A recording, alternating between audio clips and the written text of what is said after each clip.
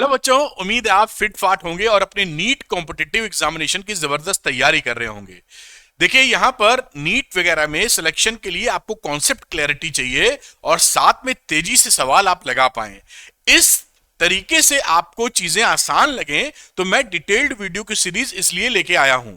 और आज हम लोग पहुंचे हुए हैं रोटेशनल मोशन पर, इसके फाइनल पार्ट पर, जो कि रोलिंग मोशन। तो आज हम लोग डिस्कशन करेंगे रोलिंग मोशन और पूरा ही आज ये खत्म हो जाने वाला है रोलिंग मोशन। तो अगर ये चाहते हैं कि वीडियो से, फिजिक्स के वीडियो से आप आसानी से चीजें समझ सकें, कॉन्सेप्ट बिल्डअप कर सकें और वीडियो देखने के बाद न्यूमेरिकल आपसे निकलने लगे, तो आप झट से अरविंद एकेडमी चैनल को सब्सक्राइब कर लीजिए फॉर टॉप क्वालिटी कंटेंट। आइए बात को शुरू करते हैं। इस पार्ट से पहले जो पार्ट्स हैं इस चैप्टर के और बाकी चैप्टर्स के, उनका लिंक मैंने डिस्क्रिप्शन में लगा दिया है, आप क्लिक करके देख सकते हैं। अगर आप सीक्वेंस में देखेंगे तो आपको बहुत ज्यादा अंडरस्टैंडिंग मिलेगी। आइए स्टार्ट कर लेते हैं। आज हम लोग बात कर रहे हैं रोटेशन मोशन की। नीट के लिए स्पेशली डिजाइंड वीडियोस हैं। इसका फाइनल पार्ट, जो कि तीसरा पार्ट है, हम लोग करने वाले हैं rolling motion. Rolling motion, classification of rolling motion, kinetic energy of rolling motion, rolling down on a rough inclined plane. यानी आप के कोर्स में, सिलेबस में जितना है सब रोलिंग मोशन से रिलेटेड आज खत्म हो जाएगा। कुछ बच्चों का ऐसा कहना होता है कि सर यहां जो आप पढ़ा रहे हैं इसका पीडीएफ भी उनको मिल जाए तो बड़ी सहूलियत होती है। तो आप पीडीएफ भी यहां पर ले सकते हैं। अरविंद एकेडमी टेलीग्राम चैनल को ज्वाइन कर लीजिए, इसका लिंक डिस्क्रिप्शन में दिया है, जहां पर इसके पीडीएफ बराबर अपलोड होंगे और आप इसका इस्तेमाल करके अपनी पढ़ाई को आसान कर सकेंगे। कुछ बच्चे मुझसे पढ़ना चाहते हैं तो उनके लिए अरविंद एकेडमी ऐप है बेटा, इसका लिंक भी डिस्क्रिप्शन में है, इसको डाउनलोड कर सकते हैं आप। इसके स्टोर सेक्शन में जाएंगे तो आपको कई ऐसे मटेरियल मिलेंगे जो नीट में सिलेक्शन करवाने के लिए आपकी मदद करेंगे और डॉक्टर बनने का आपका सपना पूरा करा सकते हैं। तो अरविंद एकेडमी ऐप को डाउनलोड करें और साथ में स्टोर सेक्शन में जाके चेक करें कि नीट के लिए क्या मटेरियल आपके लिए उपलब्ध है। आज आते हैं आज के टॉपिक पर, जो डिस्कशन स्टार्ट करना था। तो देखिए, 3 तरह के मोशंस का जहां जिक्र किया जाएगा और लगभग 2 मोशन तो आप बहुत जाने पहचाने लगते हैं। तो स्लिपिंग, स्पिनिंग एंड रोलिंग। तो ये पहला मोशन है स्लिपिंग। स्लिपिंग का मतलब एक व्हील को सोच लें और फ्रिक्शनल लेस सरफेस पे, जहां फ्रिक्शन नहीं है, वहां पर वो आप क्या कह रहा है, स्लिप करता हुआ ऐसे आगे बढ़ रहा है, रोटेट नहीं हो रहा है, केवल ऐसे बढ़ रहा है। जैसे यहां पर दिखा, ओमेगा इसका 0 है। ओमेगा मतलब ये घूम नहीं रहा है, केवल और केवल आगे बढ़ रहा है, यानी स्लिप हो रहा है। तो उसमें क्या खास बातें होती हैं? देखिए, उसमें जो फ्रिक्शन फोर्स होता है वो 0 होता है, ये ध्यान रखिए। बाकी बातें तो समझते हैं आप। फ्रिक्शन फोर्स 0 होगा, जिस फ्रिक्शन फोर्स रिस्पॉन्सिबल होता है रोलिंग मोशन के लिए या रोटेट करा पाने के लिए, यहां फ्रिक्शन फोर्स नहीं होगा। और साथ में इस बॉडी की जो ट्रांसलेटरी काइनेटिक एनर्जी है, क्योंकि ये ट्रांसलेटरी मोशन है, उसकी एनर्जी आपकी हो जाती है kT is equal to half mv square in the case of slipping motion। और एग्जाम्पल क्या है? Motion of A ball on A frictionless surface. Frictionless surface पे अगर बॉल है तो ऐसे सरक के आगे जाएगी। दूसरी बात करते हैं स्पिनिंग। ये प्योर स्पिनिंग की बात कर रहे हैं, जैसे रोटेशनल मोशन, जैसे आपका सीलिंग फैन स्पिन कर रहा है या रोटेट कर रहा है। तो यहां पर आप देखें, ओमेगा तो प्रेजेंट है, ये रोटेट कर रहा है, लेकिन v की वैल्यू 0 है, यानी ये आगे नहीं बढ़ रहा है। फिक्स्ड एक्सेस, इस डायग्राम के हिसाब से इसकी fixed axis perpendicular to the plane of the board ऐसे है और इसके अराउंड ये घूम रहा है। तो ये बोला जाता है स्पिनिंग मोशन, जैसे पंखा स्पिन कर रहा है। तो यहां पर इन this condition axis of rotation of a body is fixed. इसकी जो एक्सिस है, देखिए, ये चल नहीं रही है। पंखा जहां आपके छत से जुड़ा हुआ है वो थोड़ी चल रहा हो, तो एक ही जगह है, पंखा बराबर चलता जा रहा है। और एग्जाम्पल जैसे मैंने बताया, ब्लेड्स ऑफ ए फैन। और इसकी जो रोटेशनल एनर्जी हो जाएगी वो हाफ आई ओमेगा स्क्वायर हो जाएगी। और आगे तो ये बढ़ नहीं रहा है, तो ट्रांसलेटरी काइनेटिक एनर्जी कुछ नहीं होगी इसमें। अब तीसरा मोशन जिस पे हमको खेलना होता है वो है रोलिंग मोशन। अभी मैं और डिस्कस करूंगा। रोलिंग मोशन इन दोनों का कंबाइंड इफेक्ट है, यानी वहां पर ट्रांसलेटरी मोशन भी हो रहा होगा और रोटेशनल मोशन भी हो रहा होगा। जब इन दो मोशन को जोड़ देते हैं, दोनों होने लगते हैं एक साथ, तो कौन सा मोशन बन जाता है? Rolling motion. जैसे एक पहिए को आप जमीन पर लुढ़का दें, तो जब पहिए को लुढ़का देंगे तो आप देख रहे हैं उसकी ओमेगा भी हो जाएगी और ये पहिया आगे भी बढ़ रहा है। तो बोथ आर प्रेजेंट, यानी पहिया घूम भी रहा है, जैसे आप साइकिल चलाते हैं, आप लुढ़का दीजिए उसको ऐसे, तो वो पहिया घूमते हुए जाएगा। तो ये इफेक्ट क्या है, ये यहां पर आगे हम लोग और अच्छे से समझेंगे। ट्रांसलेटरी, क्या लिख दिया मैंने ट्रांसलेटरी मोशन का है plus rotation motion, rotational motion, इन दोनों का जो इफेक्ट है वो आपका रोलिंग मोशन है। ये हम और अच्छे से आगे समझेंगे, लेकिन आप समझ पा रहे हैं कि रोलिंग मोशन में ये दोनों ही मोशन हो रहे होते हैं। तो यहां पर यही बात लिखी कि इसकी जो फिक्स्ड एक्सेस होती थी वो भी आगे बढ़ रही है, जो रोटेशन में थी वो भी आगे बढ़ रही है, साथ में इसका ओमेगा भी जीरो नहीं है। जैसे फुटबॉल एग्जाम्पल लिखा, फुटबॉल को जमीन पर प्लेयर लुढ़का देते हैं पास देने के लिए, तो रोल भी करती है और आगे भी बढ़ती है, तो वो रोलिंग मोशन हो गई। मतलब वो घूमती भी है, रोटेट भी करती है और ट्रांसलेटरी मोशन भी फॉलो करती है। ये ध्यान रखें कि रोलिंग मोशन के लिए बिना फ्रिक्शन के रोलिंग मोशन पॉसिबल नहीं होगा। तो in this condition friction between the body and the surface is not equal to zero. Friction होना चाहिए तभी आपको रोलिंग मिलेगी। And no work is done by friction force, ये भी ध्यान रखें, क्योंकि यहां पर अभी आप आगे देखेंगे कि जब बॉडी घूम रही होती है तो उसका जो पॉइंट होता है कांटेक्ट का जमीन से, वो आगे नहीं बढ़ता, वो उसका रिलेटिव मोशन जीरो होता, आगे देखेंगे। तो इसमें फ्रिक्शन फोर्स तो होता है, लेकिन फ्रिक्शन फोर्स द्वारा किया गया वर्क डन वो शून्य होता है। अब क्योंकि फ्रिक्शन फोर्स द्वारा किया गया वर्क डन शून्य है, इसलिए इसकी मैकेनिकल एनर्जी कंजर्व होती है। मैकेनिकल एनर्जी का मतलब पोटेंशियल प्लस काइनेटिक। तो न्यूमेरिकल्स में जहां पे ये कॉन्सेप्ट लगाना होगा वहां पर हम ये लगा पाएंगे इन the case of pure rolling motion. अभी हम देखेंगे कि पोटेंशियल एनर्जी को, टोटल एनर्जी को कंजर्व कर दें मैकेनिकल एनर्जी को। तो ये बात भी लिखी है कि total mechanical energy is conserve. अब इस बात को एक कदम और आगे ले जाते हैं और रोलिंग मोशन को और गहराई से समझते हैं। जैसा मैंने आपको बताया था कि रोटेशनल प्लस ट्रांसलेटरी, इन दोनों का कंबाइंड इफेक्ट है आपका रोलिंग मोशन। जैसा यहां पे देख पा रहे हैं, सेंटर ऑफ मास भी आगे बढ़ रहा है। सेंटर ऑफ मास से कैसे बॉडी को पकड़ लेते हैं? ट्रांसलेटरी मोशन के लिए। अगर आप सेंटर ऑफ मास आगे बढ़ रहा है तो इसके अंदर ट्रांसलेटरी मोशन है, और दूसरा आप देखिए ओमेगा से बॉडी घूम भी रही है तो ये रोटेटरी मोशन भी है। तो this is the combined effect of both the motion, translatory and rotational. तो दोनों की प्रॉपर्टी यहां लग जाती है। इसलिए इसकी जो काइनेटिक एनर्जी होती है रोलिंग बॉडी की, वो एक तो ट्रांसलेशनल काइनेटिक एनर्जी होती है, दूसरी रोटेशनल होती है। दोनों काइनेटिक एनर्जी का यहां सम करना पड़ेगा। तो ये हाफ आई ओमेगा स्क्वायर, ये हो गई रोटेशनल काइनेटिक एनर्जी, और यहां पर ये काइनेटिक एनर्जी है, और दूसरी है ये ट्रांसलेशनल काइनेटिक एनर्जी जो half M V C M का स्क्वायर है। तो कोई भी बॉडी रोलिंग मोशन में अगर है तो उसकी टोटल काइनेटिक एनर्जी कितनी हो जाएगी? रोटेशनल वाली भी जोड़ेंगे और काइनेटिक भी जोड़ेंगे, जोड़ के लिखेंगे। और भी बड़ी खास और स्पेशल बातें हम देखेंगे। एक न्यूमेरिकल करते हैं जिससे थोड़ा फंडा और क्लियर हो जाए। कई न्यूमेरिकल मैं कराऊंगा जिससे आपको एकदम जबरदस्त कॉन्सेप्ट क्लैरिटी मिलेगी। तो a disc of mass 5 kilogram and radius 50 centimetre on the ground at the rate of rolls, घूम रही है 10 मीटर पर सेकंड के रफ्तार से। Determine the kinetic energy of the disc. देखिए ये एक डिस्क ले लेते हैं, फोटो बनाएंगे तो आप ज्यादा समझ पाएंगे। और इसका जो रेट है 10 मीटर का, इसका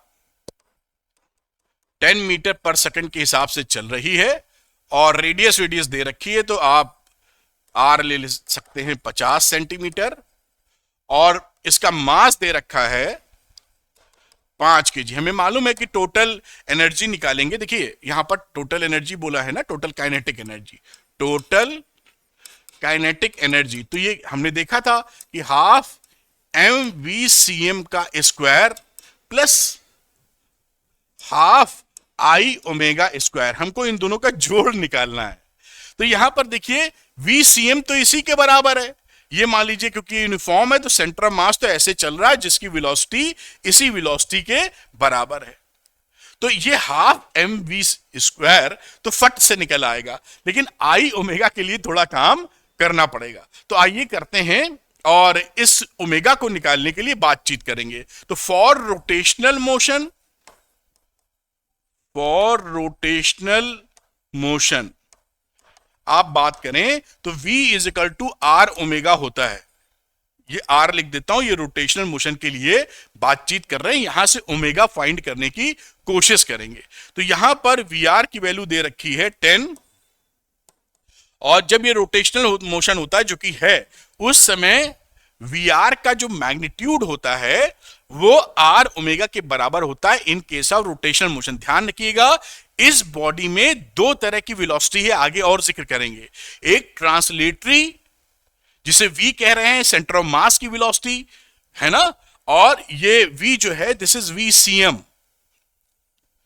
इस बात को अच्छे से समझ लीजिए। और दूसरी घूमने की वजह से, क्योंकि ट्रांसलेटरी मोशन भी है और रोटेशनल मोशन भी है। तो जब हम रोटेशनल मोशन की बात करते हैं, प्योर रोटेशनल मोशन की, तो उस समय जैसे यहां वेलोसिटी पार्टिकल की निकालेंगे पॉइंट की, तो उसका v जो होता है वो इस डायरेक्शन में आएगा, रेडियस से परपेंडिकुलर। आपको मालूम है यहां निकालेंगे तो ये रेडियस से परपेंडिकुलर। ये कौन सी वेलोसिटी बात कर रहे हैं? रोटेशन की वजह से मिली वेलोसिटी। यहां बात करेंगे तो 90 डिग्री बनाते हुए इस तरफ, यहां बात करेंगे ऐसे ही ले जाते हुए, तो इस तरीके से आप 90 डिग्री बनाते हुए हिसाब बनाएंगे। समझ रहे हैं? तो ये क्या है? वी आर, और ये वी आर का relation v equal to R omega circular motion में होता था, इसलिए लगाया है। अब जब रोटेशनल मोशन होता है, प्योर रोटेशनल मोशन, प्योर का मतलब है कि प्योर रोलिंग मोशन, तो उसमें जो रोटेशनल मोशन होता है उसकी वैल्यू वी आर की वैल्यू हमारी वी सी एम के बराबर होती है। अभी हम देखेंगे ये भी, इसलिए वी आर की वैल्यू वी सी एम 10 के बराबर यहां रख रहा हूं। समझ पा रहे हैं ना आप? स्लिपिंग अगर नहीं हो रही है, अभी देखेंगे what is the meaning of slipping, फिसल नहीं हो रही है, रोलिंग है प्योर, तो उसमें V R is equal to V C M होता है। इस पॉइंट की बात कर रहे हैं, this is for point P, for point P ये। तो v is equal to R omega यहां लगाएंगे, तो यहां पर वी आर की जगह हम लोग आर ओमेगा रख सकते हैं, जिस is v is equal to R omega हो गया, और आर की वैल्यू क्या थी? 50 सेंटीमीटर यानी आधा मीटर। तो ये ओमेगा कितना बन गया? 20 रेडियन पर सेकेंड। ये ध्यान रखिएगा वरना आप कंफ्यूज हो जाएंगे, ये क्लैरिटी जरूरी है। और इसका मोमेंट ऑफ इनर्शिया क्या होता है? इस डिस्क का about the centre perpendicular to the axis half M we square, half M are square, ये मोमेंट ऑफ इनर्शिया है। हाफ लिखा, मास इसका था 5 किलोग्राम और रेडियस था आधा, और ये वैल्यू कितनी आ गई? 5/8 kg मीटर स्क्वायर। ये मोमेंट ऑफ इनर्शिया आ गया।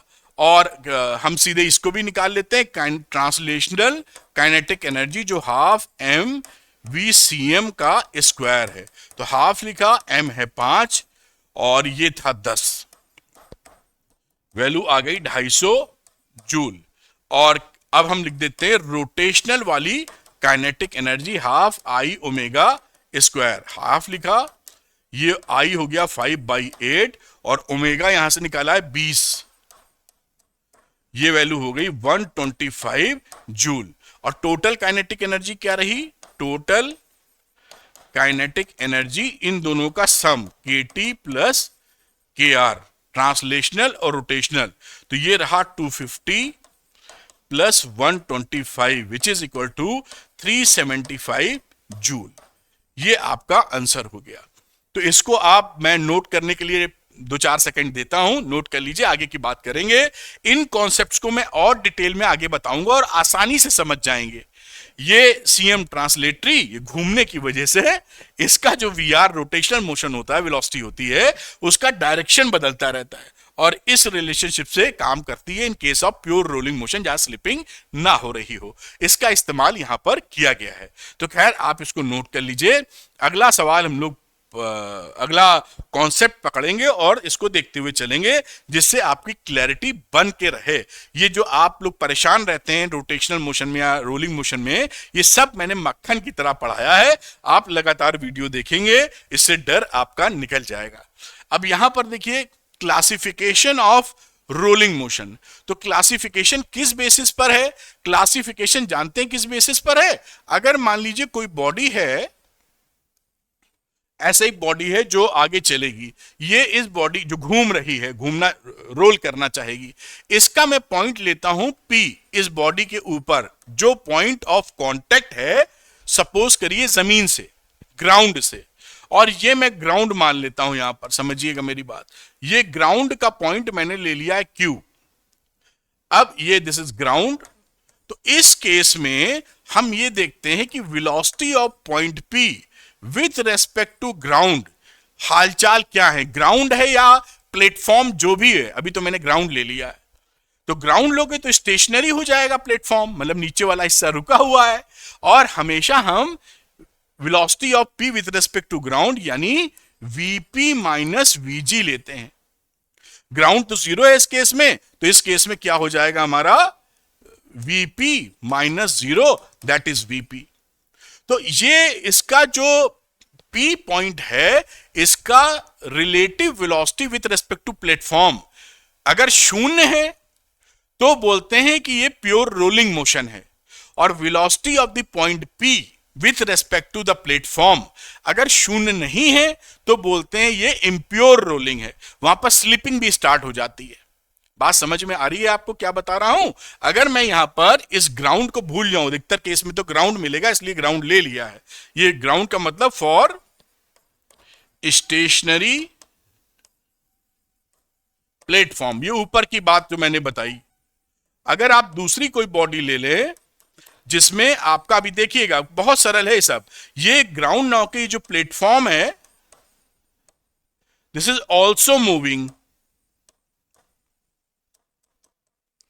और ये P पॉइंट इस बॉडी का सबसे कांटेक्ट वाला पॉइंट और Q पॉइंट इस प्लेटफॉर्म का। तो जब भी हमारा VPQ जीरो होगा ये प्योर रोलिंग है, प्योर रोलिंग। और VPQ अगर जीरो नहीं होगा तो ये इम्प्योर रोलिंग है। यही बात यहां लिखी गई है जो आप अच्छे से समझ सकते हैं, और इससे कभी कंफ्यूजन नहीं होगा, हर सवाल निकालेंगे आप।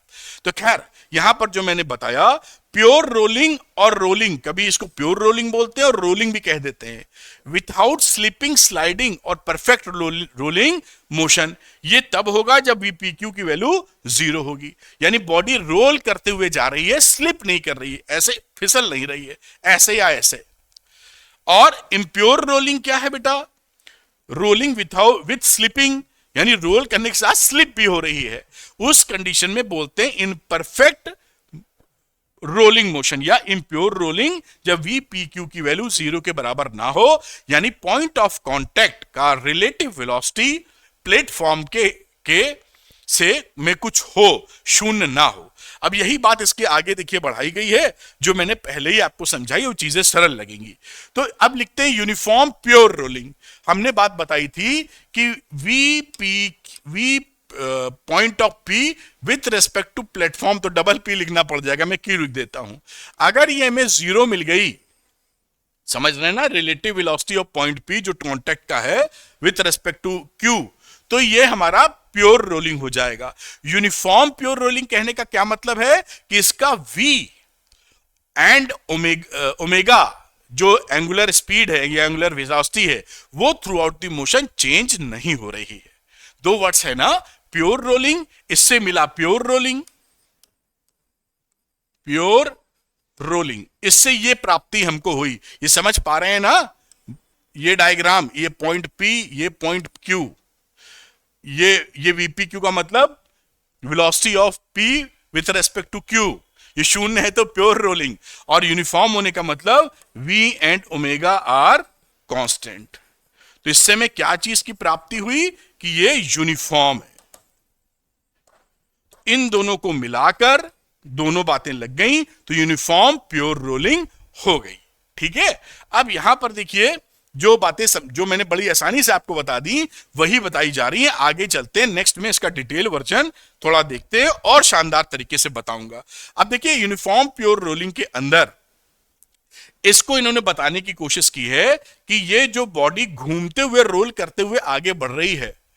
अब यहां पर आप देखें, रेड कलर ले लेता हूं थोड़ा, ये देखिए सेंटर ऑफ मास की वेलोसिटी v है, तो इसमें जितने भी पार्टिकल होंगे, ये ट्रांसलेटरी मोशन का जिक्र है इस समय समझो, तो ये यहां पर जितने भी पार्टिकल होंगे सबकी वेलोसिटी इस दिशा में v होगी।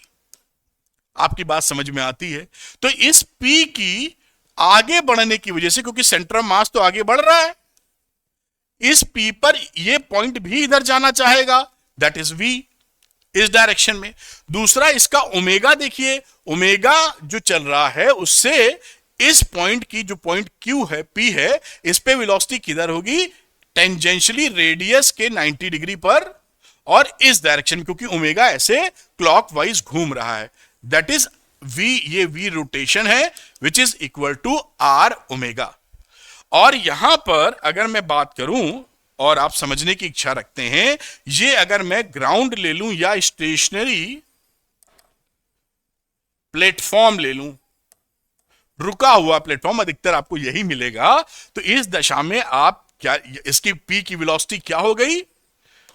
एक v इधर है, r ओमेगा इधर है, तो अभी हम इसको निकाल लेंगे। अभी मैं लिखता हूं v p q, relative velocity of p with respect to नीचे वाला पॉइंट q, और ये vp माइनस vq हमारा शून्य होगा, तो ये प्योर रोलिंग बन जाएगा। अब हम जानते हैं कि vq तो शून्य है, ये ग्राउंड रुका हुआ है, तो vp माइनस 0 बराबर 0, मतलब vp बराबर 0। vp 0 का मतलब क्या है कि इस पॉइंट p का जो वेलोसिटी है वो विथ रेस्पेक्ट टू ग्राउंड शून्य होना चाहिए, यानी v और r ओमेगा, vp का मतलब हो गया v minus r omega, that is the point p का वेलोसिटी इज इक्वल टू 0। तो v is equal to r omega is the condition for pure rolling. ये देखिए यहां पर ये मेंशन है, आप इस बात को समझ लीजिए, यानी प्योर रोलिंग कभी भी बात उठेगी तो आपका v is equal to r omega हो जाएगा। अब v is equal to r omega का मतलब क्या कह सकते हैं, इसको आप थोड़ी भाषा समझें, बहुत आनंद आएगा आपको। ये VCM कह दीजिए इसको, तो VCM बराबर VR कहीं लिख दूं मैं इसको, तो आप यहां पर क्या मामला हो गया प्योर रोलिंग के लिए? प्योर, कौन सा कलर है भाई, प्योर रोलिंग के लिए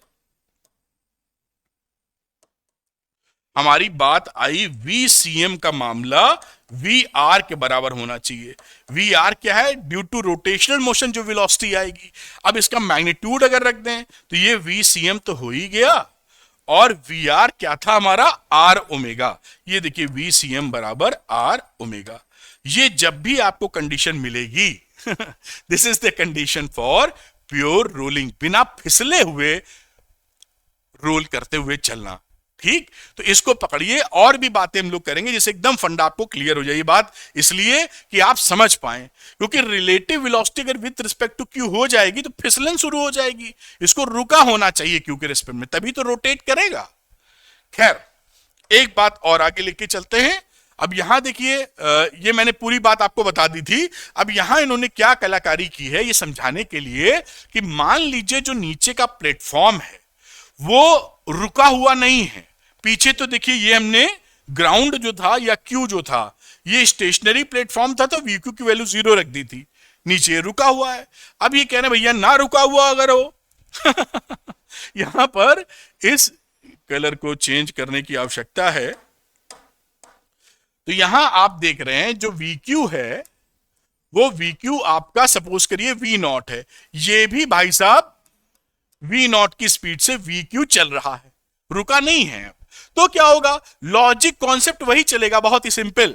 यानी हमारा प्योर रोलिंग के लिए, फॉर प्योर रोलिंग या रोलिंग केवल कहा जाए, या रोलिंग, इससे आपको बहुत जबरदस्त कॉन्सेप्ट क्लैरिटी मिलेगी। VPQ की वैल्यू 0 होनी है।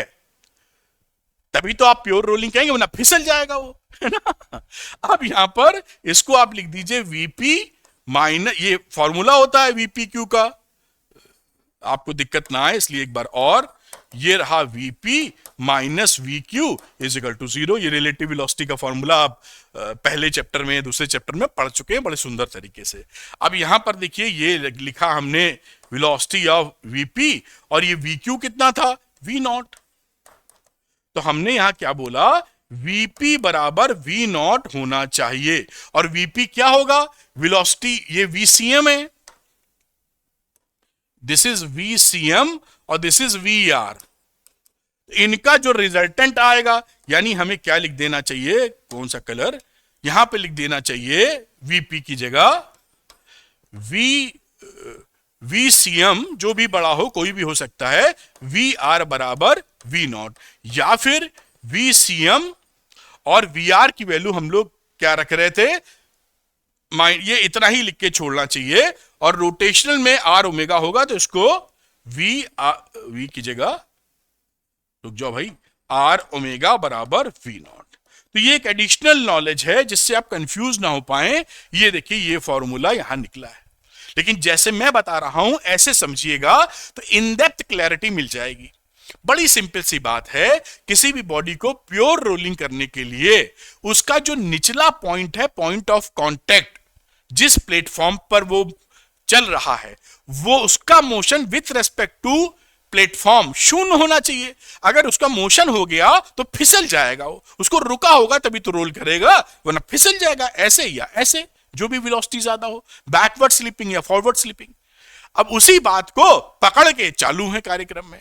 तो कभी स्टेशन, नॉर्मली आपके यहां तो जो प्लेटफॉर्म है वो स्टेशनरी रहता है, वो मैंने समझा दिया। इस केस में हॉट्स क्वेश्चन बन जाए कि प्लेटफॉर्म स्टेशनरी नहीं है, तो कॉन्सेप्ट विल नेवर चेंज, उसी कॉन्सेप्ट को अप्लाई कर दीजिए, और कितने आराम से कि ये जो हमने वी पकड़ा है, ये वीपी क्यू 0 होना चाहिए प्योर रोलिंग के लिए, और ये फॉर्मूला लगा के मैंने समझा दिया आपको। और इसको हमेशा समझिए, ये जो वी है वीसीएम, और रोटेशन की वजह से वेलोसिटी जो आ रही है वी आर। जैसे आप समझ पाए कि दो अलग अलग वेलोसिटी कंबाइंड होकर रोलिंग मोशन की वेलोसिटी देती हैं। अभी वो भी देखेंगे हम लोग, जिससे आपको सुपर क्लैरिटी मिले, और कॉन्सेप्ट पकड़ लेने के बाद आप जो याद करेंगे फॉर्मूले वगैरह, वो केवल स्पीड बढ़ाने के लिए याद करेंगे, बाकी कॉन्सेप्ट एकदम 100% क्लियर होगा। खैर ये बात आप समझ गए हैं। By uniform pure rolling we mean that V and omega are constants, ये मैंने पहले बता दिया था आपको, they are neither increasing nor decreasing. V omega अगर सेम रह जाएं, कांस्टेंट रह जाएं, तो मुद्दा क्या है, यूनिफॉर्म प्योर रोलिंग, बस। अब देखिए एक जबरदस्त मैंने आपके लिए स्लाइड बनाई है, देख के आपको डरना नहीं है, मैं समझाऊंगा और बड़े मोहब्बत से आप समझ जाएंगे। देखिए मैं यहां पर इसके लिए वाइट रेड कलर लूंगा। अब यहां पर देखिए मैंने आपको बताया था, ये जो प्योर रोलिंग होता है, ये कॉम्बिनेशन ऑफ टू मोशन है, प्योर ट्रांसलेशनल, सब वी चल रहा है, आगे घूम नहीं रहा है, और प्लस दूसरा मोशन प्योर रोटेशन, जो घूम रहा है केवल, आगे नहीं चल रहा है। इसका ओमेगा है, इसका ओमेगा 0 है, और इसका ओमेगा 0 नहीं है, जबकि हम बात करें वीसीएम इज 0, और इसका वीसीएम 0 नहीं है। समझ पाए ना, ये जो V लिखा है ये VCM नहीं है, that is VR, that is VR, है ना, दैट इज VR, और भी कहीं है नहीं है। समझ पाए, रोटेशन की वजह से। तो यहां पर देखिए, क्योंकि ये सेंटर ऑफ मास का वेलोसिटी है, तो जितने भी पार्टिकल्स हैं इसके अंदर, इस डिस्क में समझ लीजिए, वो सबके सब V से मोशन करेंगे। 4 पॉइंट हम लोग पकड़ेंगे समझने के लिए, 1 पॉइंट, 2 पॉइंट, 3 पॉइंट, और चाहे तो ये चौथा पॉइंट। सबकी वेलोसिटी कितनी है, v, क्योंकि सब v वेलोसिटी से बढ़ रहा है, ट्रांसलेशनल हो गया प्योर ना, सब v का मतलब वीसीएम के हिसाब से बढ़ रहे हैं। फर्स्ट क्लास, कोई भी पॉइंट ले लेंगे, यहां का भी ले लेंगे, तो ये भी वीसीएम के हिसाब से ही बढ़ रहा है। हर पार्टिकल अंदर बाहर कहीं ले लीजिए आप, बढ़िया। अब यहां जब आएंगे, जब प्योर रोटेशन मोशन में, तो यहां तो रोटेशनल वेलोसिटी होती है, और जो रोटेशनल वेलोसिटी होती है वो रेडियस वेक्टर के 90 डिग्री में होती है, आपने पढ़ा है। तो ये जो वेलोसिटी होगी इस पॉइंट की, वी आर, इससे देखिए रेडियस बनाई और ये 90 डिग्री पर इस डायरेक्शन में है और कितने के बराबर है, V R is equal to R omega. ये हम जानते हैं रोटेशन के केस में, यही लिख देता हूं कहीं, V R is equal to R omega. ये मैग्नीट्यूड है और डायरेक्शन आप समझ रहे हैं। ठीक, अब इसकी बात कर ली जाए तो यहां पर वी आर कितना होगा, वी आर के लिए ये रेडियस बनी, इससे 90 डिग्री नीचे जा रहा है क्योंकि ओमेगा आप ऐसे लिए हुए हैं। तो ये हो गया वी आर इस डायरेक्शन में। मैग्नीट्यूड तो सेम है आर ओमेगा, क्योंकि ओमेगा कांस्टेंट कर रखा है, तो आर ओमेगा तो वही है, लेकिन डायरेक्शन ऑफ वेलोसिटी रोटेशन की वजह से नीचे की तरफ है। और यहां चले जाएंगे तो ये वेलोसिटी आप देखिए पीछे की तरफ है, यहां चले जाएंगे तो ये वेलोसिटी ऊपर की तरफ है। इसकी बात करेंगे तो इसकी वेलोसिटी वी आर जीरो है। क्यों? क्योंकि आर जीरो है, सेंटर से सेंटरी का कितना डिस्टेंस आर जीरो, तो वी आर इसका तो मैग्नीट्यूड इज जीरो। तो ये सारे पॉइंट निकाल लिए। अब इसमें कूद पड़िए कि इन दोनों का कंबाइंड इफेक्ट यहां मिलेगा। बहुत ही सरल और मजेदार। अब इस पॉइंट की बात की जाए बी, तो यहां पर इस वी, ये वी सी एम है और हर जगह में आप लिख सकते हैं, ज्यादा मैं लिखूंगा तो बहुत ज्यादा हो जाएगा, ऐसे करके, ठीक है। बाकी जो भी लिखना चाहिए सब वीसीएम है।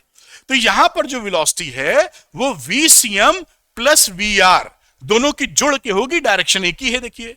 तो यहां पर जो वेलोसिटी हुई वो इसके लिए वी आर प्लस वीसीएम हुई। समझ पा रहे हैं ना? ये देखिए दोनों का डायरेक्शन एक है, दोनों को जोड़ दो, कंबाइंड इफेक्ट तो चाहिए, और वेक्टोरियली जुड़ते हैं, लेकिन दोनों की डायरेक्शन एक ही थी। अब हम समझते हैं कि प्योर रोलिंग के लिए इस पॉइंट का जो वेलोसिटी था ये कितना होना चाहिए, v is equal to R omega. अगर हमारा ग्राउंड स्टेशनरी है, तो अगर हमारा जिसपे ये चल रहा है वो अगर रुका हुआ है ग्राउंड, तो प्योर रोलिंग के लिए v is equal to R omega, मैंने आपको समझाया था, यहां पर ये लिख भी दिया है, VCM is equal to R omega. अभी हम बात नीचे की भी कर लेंगे, देखिए V0 लिखा हुआ है। तो यहां पर जो वेलोसिटी हो गई, दोनों का वेलोसिटी एक ही है भाई, VCM बराबर V ओमेगा आर ओमेगा। तो इसको क्या लिख सकते हो, दोनों को जोड़ दीजिए। तो कलर शायद चेंज नहीं हो पाया है, तो दोनों को ऐड करेंगे, V आर VCM एक ही है, तो इसको लिख सकते हैं 2VCM। ये देखिए 2V लिखा हुआ है, अगर V को VCM से दिखा रहे हैं तो खत्म बात। यहां बात कर लेते हैं इस जगह की। इस जगह देखिए इस VCM की इधर वेलोसिटी, VR की इसकी उल्टी दिशा में, दोनों बराबर हैं, तो इसलिए यहां पर जो वेलोसिटी है वो जीरो हो गई, एक दूसरे को मार दिया, मैग्नीट्यूड सेम थे, डायरेक्शन अपोजिट था, और इसी वजह से ये प्योर रोलिंग हो भी पा रही है। ये पहले देखा था, अगर ये पॉइंट का वेलोसिटी शून्य ना हो, जो पॉइंट ऑफ कांटेक्ट है, तो ये स्लिपिंग हो जाएगी यहां। इसी की मदद से यहां पर हमने बराबर किया। अच्छा यहां वेलोसिटी देखो, मजेदार, तो आप बिल्कुल फंडा समझ जाएंगे। ये VCM आगे है और VR नीचे है। इन दोनों का रिजल्टेंट, दोनों का मैग्नीट्यूड सेम है, जो कि V के बराबर कह सकते हैं। दो वेक्टर्स अगर 90 डिग्री पर काम कर रहे हैं, पॉइंट D, दो वेक्टर अगर 90 डिग्री पे काम कर रहे हैं और ये परपेंडिकुलर डायरेक्शन में मामला है, तो इसको आप वैल्यू निकालने के लिए पॉइंट D की, D मतलब ये पॉइंट, इसकी वैल्यू निकालने के लिए under root V square plus VCM square कर सकते हैं। दोनों वैल्यू बराबर है, तो VCM square plus VCM square √2VCM, यानी इसकी जो नेट वेलोसिटी आएगी वो √2VCM आएगी।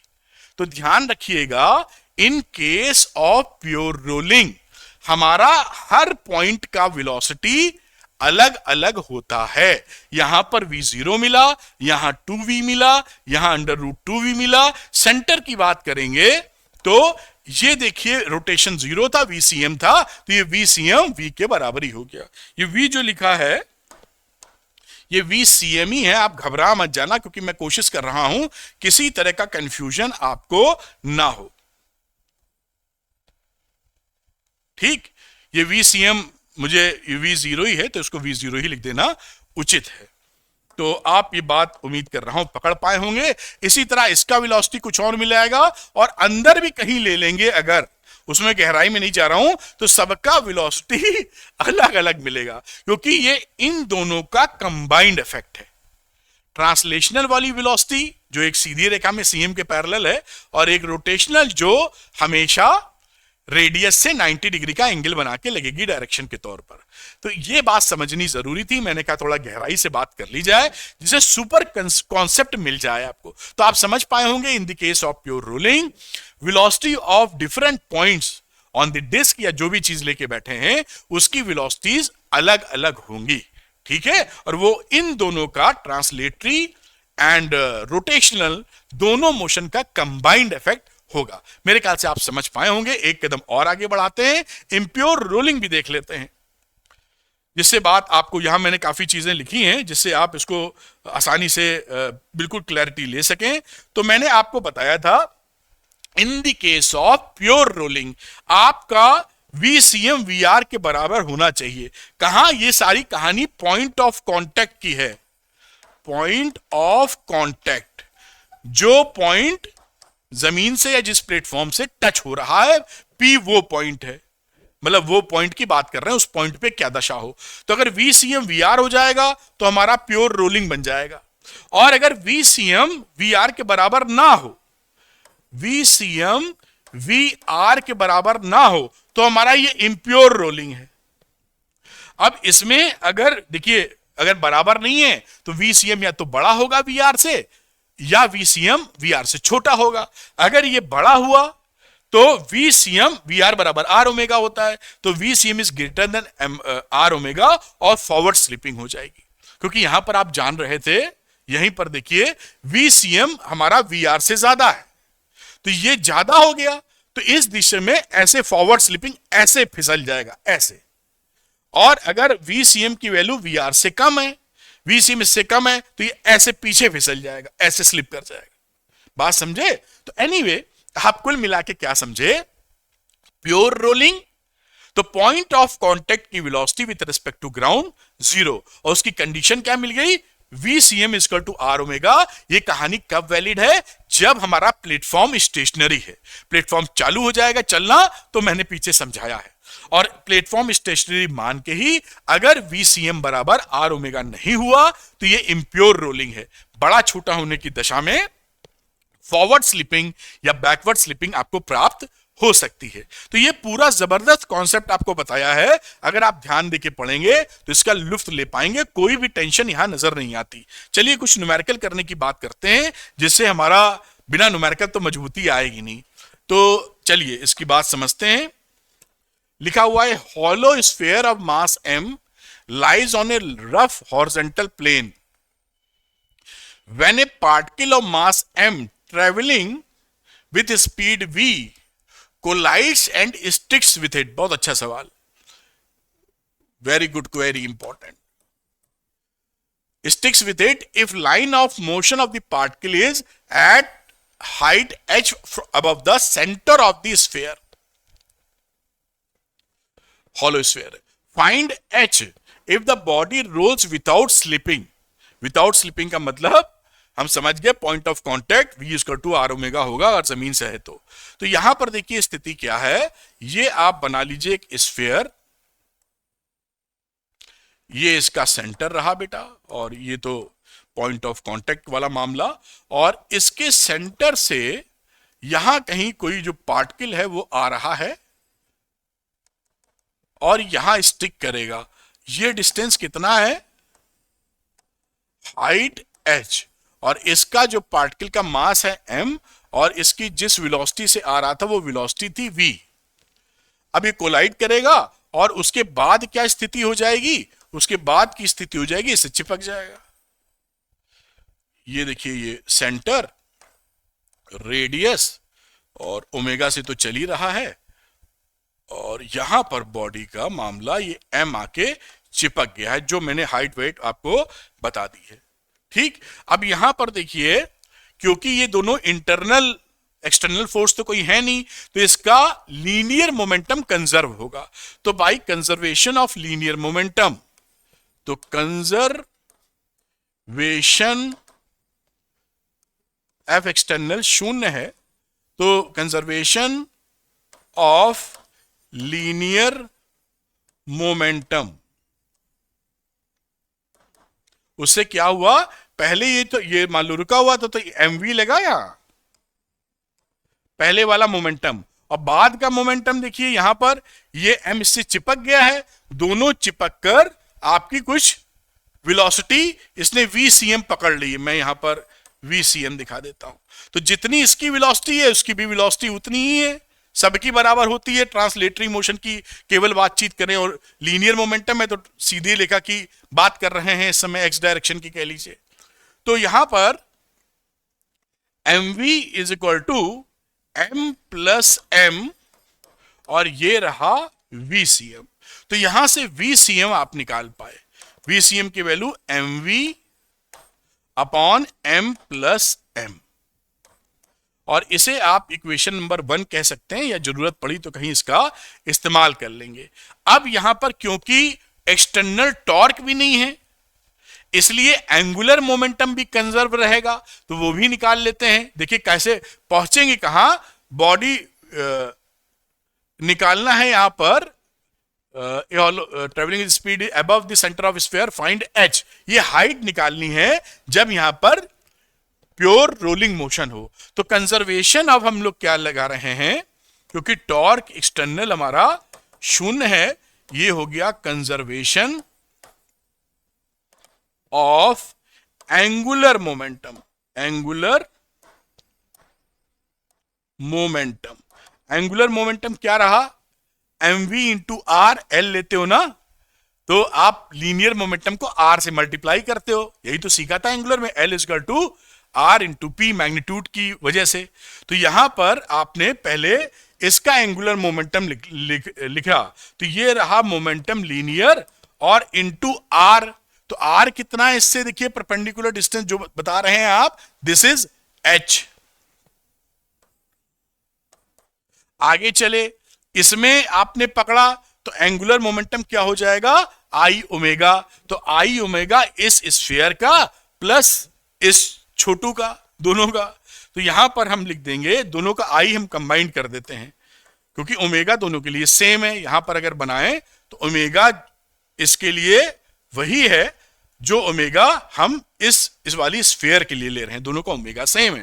तो ये हो रहा 2/3 mr स्क्वायर, प्लस इस मास का, तो ये मास के लिए आप पकड़ेंगे तो mr स्क्वायर लगा देंगे, दिस इज द रेडियस।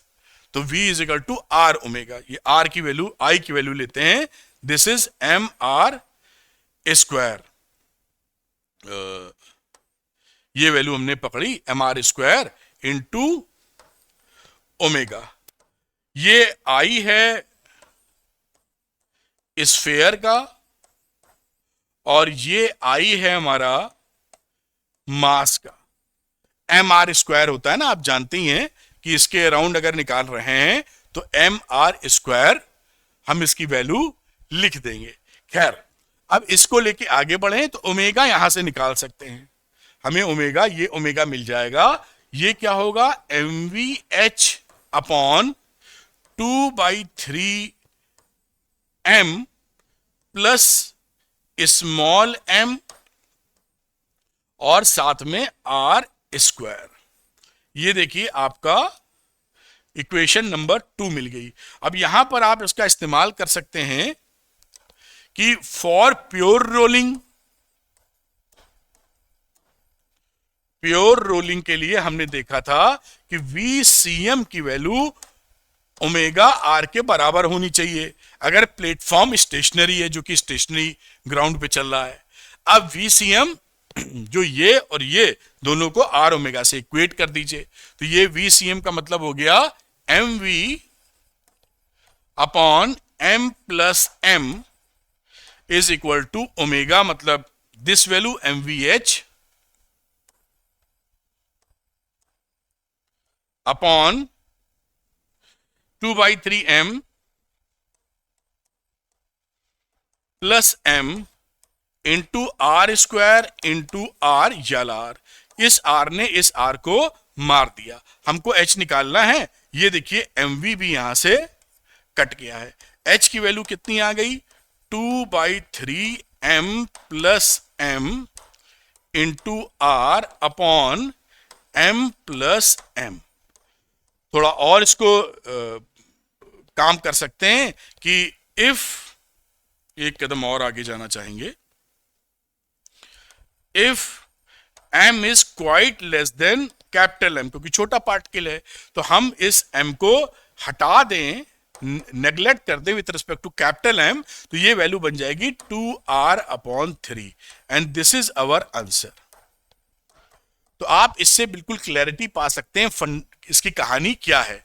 तो मेरे ख्याल से आप ये नोट कर लीजिए, फिर आगे की बातचीत देखते हैं। अगर m की वैल्यू जो पार्टिकल था वो डिस्क के मास की अपेक्षा काफी छोटा है तो ये रिड्यूस होके ये बन जाएगा। समझ गए होंगे, ये तो आप जानते ही हैं इतना। तो मैं इसको नीचे करता हूं। देखिए यहां पर लीनियर मोमेंटम का भी कंजर्वेशन लगा, एंगुलर मोमेंटम का भी कंजर्वेशन लगा, और दोनों का मामला भिड़ाकर हम h निकाल पाए और प्योर रोलिंग की कंडीशन का इस्तेमाल किया गया है VCM equal to omega R. तो चलिए आगे चलते हैं, इसको अब नोट कर लें आप। इसको थोड़ा ऊपर ले जाता हूं, आप यहां पे इसको नोट कर पाए होंगे, थोड़ी क्लैरिटी पकड़ के रखिएगा। अब हम लोग बात करते हैं kinetic energy of rolling motion. वो तो हम जानते थे कि ट्रांसलेशनल काइनेटिक एनर्जी और रोटेशनल काइनेटिक एनर्जी को जोड़ दो, जितनी आएगी वो क्या हो जाएगी, रोलिंग मोशन में काइनेटिक एनर्जी टोटल। इसको हम लोग रेडियस ऑफ जायरेशन की भाषा में भी लिखने का प्रयास करेंगे। तो ये देखिए अगली स्लाइड उस पर डिपेंड करती है। Kinetic energy of rolling motion, हमने देखा था जो काइनेटिक एनर्जी थी वो क्या निकल के आ रही थी बेटा, वो निकल के आ रही थी हाफ आई ओमेगा स्क्वायर, जो रोटेशनल काइनेटिक एनर्जी है, प्लस ट्रांसलेशनल वाली kinetic energy half M V C M square. अब यहां पर हम लोग रेडियस ऑफ जायरेशन वाला फंडा इस्तेमाल करेंगे और प्योर रोलिंग की कंडीशन इस्तेमाल करेंगे, क्योंकि ये कहानी किसकी है, रोलिंग मोशन, मतलब प्योर रोलिंग लेके चल रहे हैं। समझ गए होंगे। तो इन दोनों का इस्तेमाल कर कर इनकी वैल्यू यहां अगर आप पुट कर देंगे, VCM की जगह आप ये आर ओमेगा यूज कर लेंगे, जहां ओमेगा है उसको VCM अपॉन आर कर देंगे और आई की जगह एम के स्क्वायर लिख देंगे। तो आपका ये इक्वेशन रिड्यूस करके ये हो जाएगा, और ये बड़ा काम का इक्वेशन है, half M VCM square bracket में 1 प्लस के square upon are square. This is the total kinetic energy in rolling motion, total K in pure rolling या रोलिंग। तो ये रेडियस ऑफ जायरेशन जो पीछे, अगर आप रेडिएशन ऑफ जायरेशन के बारे में नहीं जानते तो पिछला वाला वीडियो देख लीजिए, मोमेंट ऑफ इनर्शिया वाला, वहां मैंने बड़े सुंदर तरीके से एक्सप्लेन किया है। डिस्क्रिप्शन में लिंक है, जिससे सारे फंडा आपके क्लियर हो जाएंगे। वो एम के स्क्वायर के बराबर होता है, वो बात वहां बता चुका हूं, आप देखिएगा मजा आ जाएगा। तो इस इक्वेशन को, इस फॉर्मूले को जरूर पकड़ के रखना, आगे इस्तेमाल भी हम लोग करने वाले हैं। अब छोटी सी चीज और दिमाग लड़ा लेते हैं कि अगर हम लोग भाई हम जान रहे थे कि जो रोलिंग मोशन है वो pure translatory plus pure rotational का कंबाइंड इफेक्ट है, तो इनमें रेशियो क्या रहता है एनर्जीज का टोटल, उसका भी हालचाल ले लेते हैं। तो यहां पर देखिए ई ट्रांसलेशनल अगर 1 है तो ई रोटेशन के स्क्वायर अपॉन आर स्क्वायर है, ई टोटल 1 प्लस के स्क्वायर अपॉन आर स्क्वायर है। अब यहां पर आप देखिए, मैं दिखाता हूं, ये जो एनर्जी थी this is the translational energy half M V C square, इतने फैक्टर से मल्टीप्लाई हुआ तो total energy in rolling motion इसका इतने गुना है। ये क्या था, ट्रांसलेशनल एनर्जी, और यही चीज यहां पे दिख रही है, ये अगर 1 है तो इतने टाइम से इसका। समझ में आ गई होगी बात। इसको भी दिमाग लड़ाते हुए पकड़ के चलें, कुछ और बढ़िया सवाल करेंगे जिससे आप मजा ले पाएंगे। तो चलिए नेक्स्ट क्वेश्चन करते हैं, न्यूमेरिकल लगाते हैं, ये देखिए, और जिससे कि एकदम रोलिंग मोशन में आप शानदार परफॉर्मेंस करें। A solid cylinder of mass m and radius r starts rolling down an inclined plane of inclination theta. Friction is enough to prevent slipping, friction है जो स्लिपिंग को रोक रहा है, रोटेशनल मोशन प्योर रोलिंग कराएगा। Find the speed of its centre of mass VCM when its centre of mass has fallen a height h, VCM हमको निकालना है, और जब ये हाइट h फॉल कर गया है तब की स्थिति पकड़नी है। तो मैं आपके लिए डायग्राम बनाता हूं, बिना डायग्राम के आप उतनी क्लैरिटी पकड़ नहीं पाएंगे। तो ये मान लीजिए यहां पर एक ऐसे सिलेंडर है, और सिलेंडर का ये टॉप व्यू देख रहे हैं, सिलेंडर ऐसे ऐसे है सिलेंडर, ठीक है, और इसका ये वाला हिस्सा आप देख रहे हैं, इस तरह से ये सिलेंडर है। आप ये सिलेंडर ऐसे है, ये हिस्सा आपको दिख रहा है, ऐसे ये रोल करेगा। तो अब ये रोल करके इसका कहीं, अब ये रोल करके सपोज करिए यहां आ गया है, रोल करके, और इसका जो हाइट है, ये हाइट कितना नीचे आया था बेटा, दिस इज h, ये initial position, number 1 position, number 2 position, this angle is theta. बात ये कहानी हो गई, दिस इज द इनिशियल, और ये लुढ़क कर यहां फिसल कर यहां आ गया है। अब यहां पर हम कंजर्वेशन ऑफ मैकेनिकल एनर्जी लगा देंगे। इस समय जितना, इसको मान लीजिए रेफरेंस पॉइंट, तो ये mgs था जो कन्वर्ट होके इसके अंदर translational plus rotational total energy का फॉर्म इसने पकड़ लिया है। बस हमारा खेल बन जाएगा। आपको मालूम है कि जो फ्रिक्शन एनर्जी, फ्रिक्शन होता है उसकी वजह से ही रोलिंग संभव है, लेकिन फ्रिक्शन की वजह से होने वाला वर्क डन शून्य होता है, इसीलिए कंजर्वेशन ऑफ मैकेनिकल एनर्जी हम यहां लगा पा रहे हैं। खैर, तो एनर्जी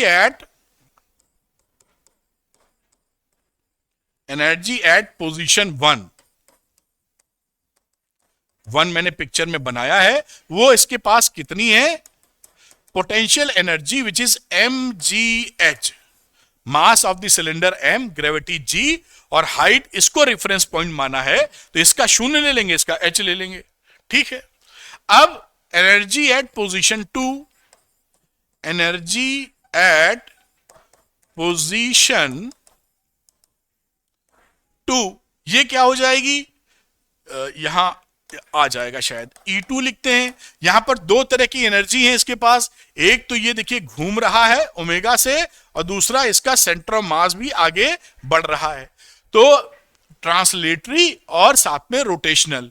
तो हाफ m VCM का square plus half ICM omega square, तो ये आपकी टोटल एनर्जी हो गई। और ये सेंटर ऑफ मास के हिसाब से ऐसे है एक्सेस, और ऐसे घूम रहा है।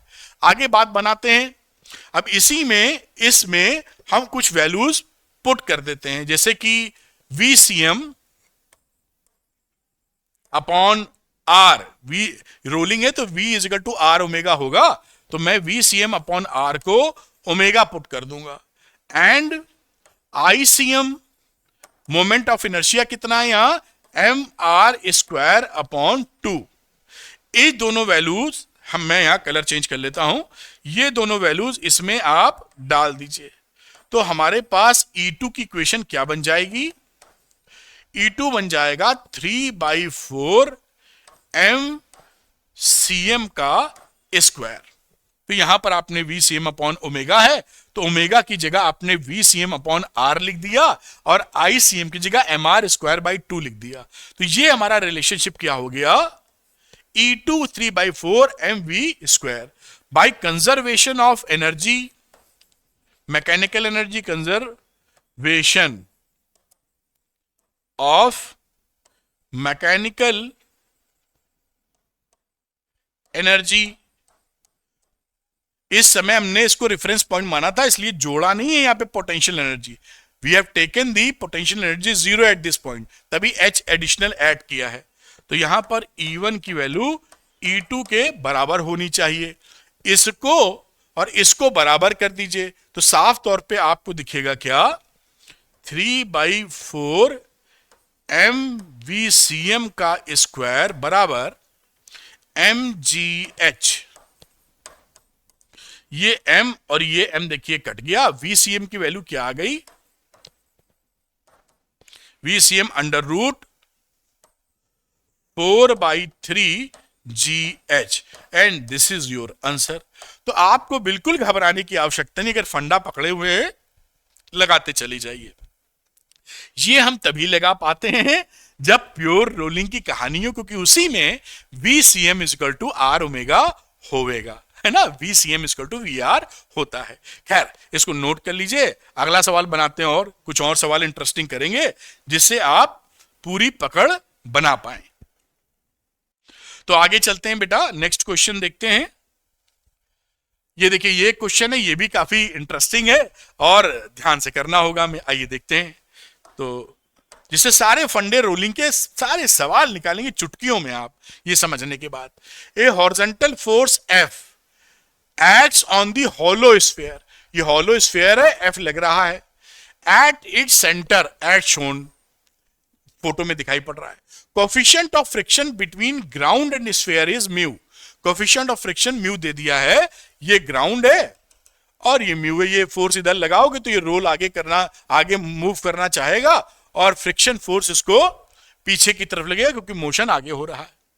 What is the maximum value of F for which there is no slipping, हमारी स्लिपिंग ना हो, हम इसको फोर्स लगावें तो ये रोलिंग हो जाए, लेकिन भैया स्लिपिंग नहीं चाहिए हमको। चलिए समझने की कोशिश करते हैं। फॉर ट्रांसलेशनल मोशन, क्या लिख, ट्रांसलेशनल मोशन, हम देखते हैं जो फोर्स लगा है वो F लगा है आगे की तरफ, ये आगे जाएगा तो ये फोर्स लगेगा, फ्रिक्शन फोर्स है F, ये पीछे की तरफ, और बॉडी मूव कर रही है M इंटू A के हिसाब से। ये तो इक्वेशन 1 हो गई ट्रांसलेटरी मोशन के लिए। For rotational motion, for rotational motion, क्योंकि फ्रिक्शन फोर्स है, फ्रिक्शन ना होता तो रोटेशन नहीं होता, तो रोटेशनल मोशन के लिए क्या हुआ, टॉर्क को लगाएंगे, टॉर्क बराबर क्या, कौन सा टॉर्क लग रहा है, इसके अबाउट ले रहे हैं, तो F इंटू रेडियस, तो ये हो गया F इंटू R। टॉर्क आप समझ ही रहे हैं, कहीं डाउट हो टॉर्क क्या है, सब कुछ आपको प्रेम पूर्वक पढ़ा रहा हूं। तो रोटेशनल मोशन, इसके सेंटर के अबाउट आप टॉर्क ले रहे हैं, FR हो गया, और ये बराबर होता है I इंटू एल्फा के लिए बाई फॉर्मूला। अब देखिए हम लोग आगे क्या करते हैं, यहां लिखा इसी से FR, I क्या हो जाएगा यहां 2/5 mr स्क्वायर, अल्फा की वैल्यू क्या हो जाएगी A अपॉन R, हम जानते हैं कि A की बराबर होता है R अल्फा के, और हमें मालूम है कि मोमेंट ऑफ इनर्शिया सिलेंडर का perpendicular to your plane, this plane, और जो सेंटर से जा रहा है उसका 2/5 mr स्क्वायर होता है, ये थोड़ा याद तो रखना ही पड़ेगा। अब F की वैल्यू कितनी आ गई 2/5 m इंटू A, बाकी वैल्यू कट जाएंगी, देखिए ये R काटोगे ये उड़ गया और ये 2/5 ma आ गया है। अब यहां से अगर आप निकालें तो m इंटू A क्या दिख जाएगा 5/2f, ठीक। अब इस वैल्यू को इक्वेशन नंबर 2 बोल देते हैं, इस वैल्यू को हम पहले में पुट कर देते हैं, इस वैल्यू को m/a को हम इसमें डाल देते हैं। अब इसमें डाल देंगे तो मैं ऐसे बना देता हूं, इसको इधर ले लेते हैं, ये डालने के बाद तो ये वैल्यू क्या बनी यहां पर f minus small f, m into A का मतलब है 5/2f, तो f की वैल्यू कितनी आ गई f plus 5/2f which is 7/2f। तो ये एक रिलेशन हमें मिल गया जो बड़े काम का है, f बराबर, या स्मॉल f ले लीजिए आप, टोटल वैल्यू ले रहे हैं तो स्मॉल f की वैल्यू कितनी हो जाएगी 2f अपॉन 2/7f, ये कहानी इसकी बन गई। अब देखिए क्या, फॉर नो स्लिपिंग,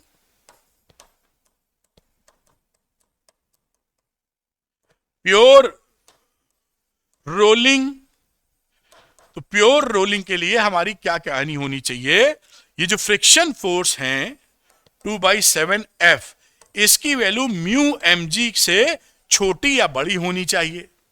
ये जो फ्रिक्शन फोर्स आप देख रहे हैं ये कितना होता है म्यू इंटू आर, आर मतलब नॉर्मल रिएक्शन जो mg के बराबर होगा यहां, तो ये हमने mu into normal reaction mg कर दिया, क्योंकि यही मैक्सिमम वैल्यू है, इससे ज्यादा ये प्रोड्यूस नहीं कर सकता फ्रिक्शन। तो ये जो फोर्स हम लगा रहे हैं 2/7F, जो कि फ्रिक्शन फोर्स है, यहां एक स्टेप और लिख देता हूं आपको समझाने के लिए। F, ये जो फ्रिक्शन चाहिए जो निकल रहा है इस कंडीशन से, प्योर रोलिंग वाले से, ये यहां पर F की वैल्यू म्यू mg से छोटा होना चाहिए। अगर ये डिमांड हमारी इससे बड़ी हो गई तो ये मामला गड़बड़ हो जाएगा, क्योंकि फ्रिक्शन की वैल्यू ऑफर नहीं कर पाएगा इससे ज्यादा ये। अब इसकी वजह से देखिए F की वैल्यू यहां लिख दो 2/7F less than equal to mu mg। तो यहां से F कितना निकल आया, F will less than 7/2 mu mg। और ये आपका आंसर है कि आप जो फोर्स लगा रहे हैं उसकी वैल्यू 7/2 म्यू mg से अगर बराबर या छोटी होगी तो प्योर रोलिंग कर जाएगा, अदरवाइज ये प्योर रोलिंग नहीं करेगा अगर फोर्स इससे ज्यादा लग गया तो उम्मीद है ये आप बढ़िया से समझ पाए होंगे। ये ट्रांसलेशनल इफेक्ट, ये रोटेशनल इफेक्ट, और उससे जो हमें फ्रिक्शन और F के बीच में रिलेशन मिला, और फ्रिक्शन फोर्स इससे ज्यादा ये दे ही नहीं पाएगा, यानी इससे छोटा होना चाहिए कंडीशन में, इसलिए हमारा काम ऐसे बन जाता है। इसको आप नोट करें, अगला सवाल लेंगे जिससे सारे फंडे आपके क्लियर हो जाएं। मैं यहां रोकता हूं, थोड़ा नोट कीजिए आप, फिर आगे चलेंगे। तो मेरे ख्याल से नोट कर लिया होगा, दिख रहा है, फिर भी मैं थोड़ा ऊपर कर देता हूं, ये देखिए जिसे आसानी से देख पाए। अगला एक और बढ़िया सवाल हम लोग करते हैं बेटा, और जिससे आपको एकदम जबरदस्त तरह की क्लैरिटी मिलती चलिए, तभी आप समझ पाएंगे, थोड़ा सा भिड़ेंगे समझेंगे।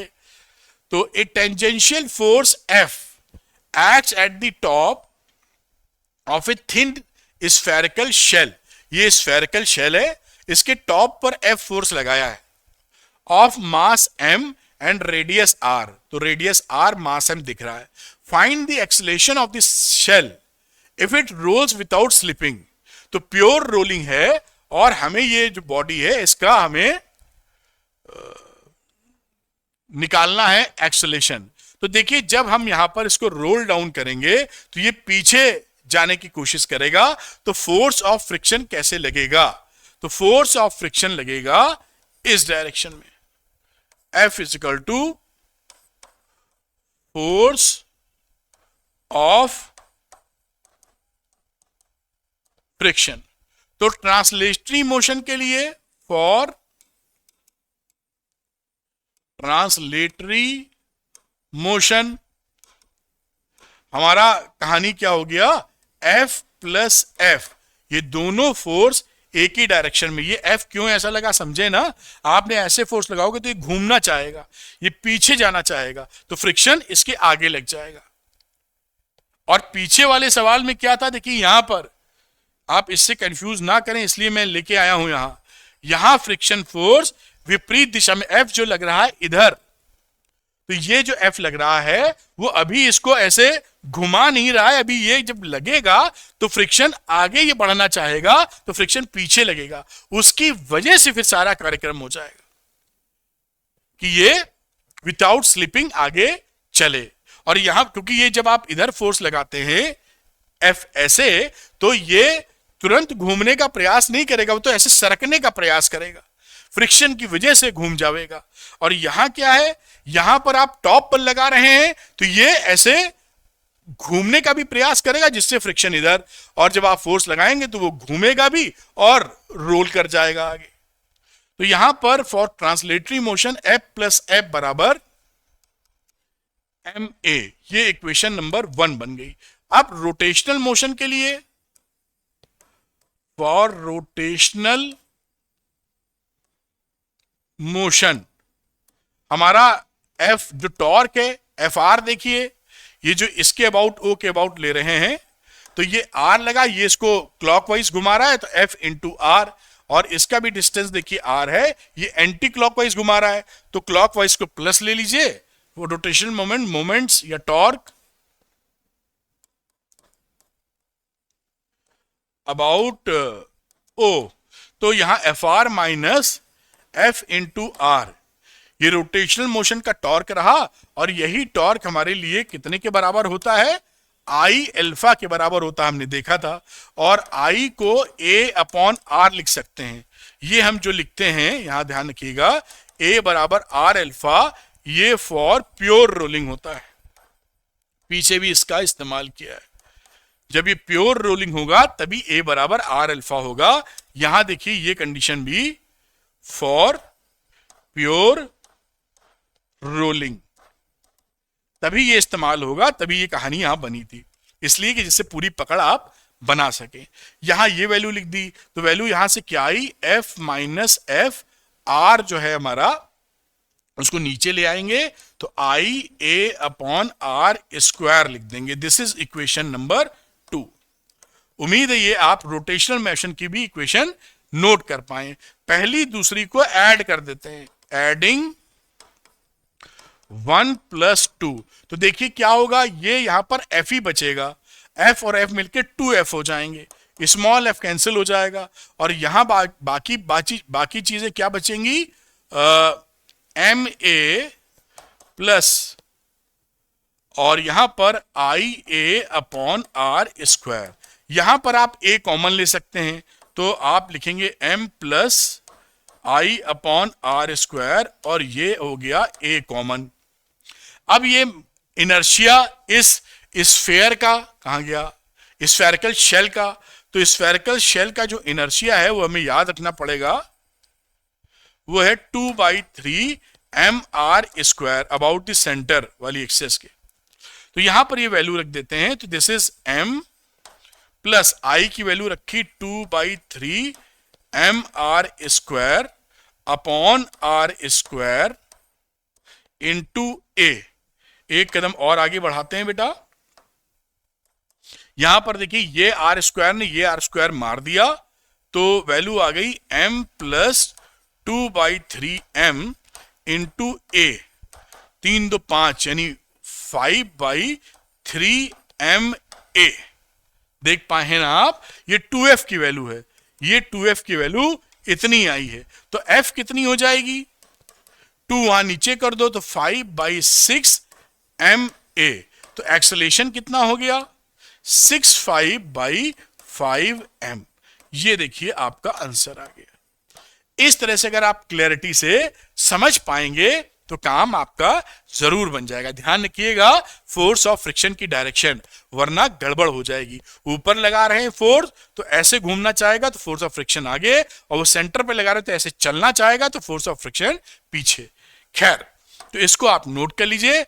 हम लोग आगे पढ़ते हैं rolling on an inclined plane, जिससे हमारी पूरी बात बहुत ही शानदार तरीके से कंप्लीट हो और कोई कंफ्यूजन आपको ना रहे।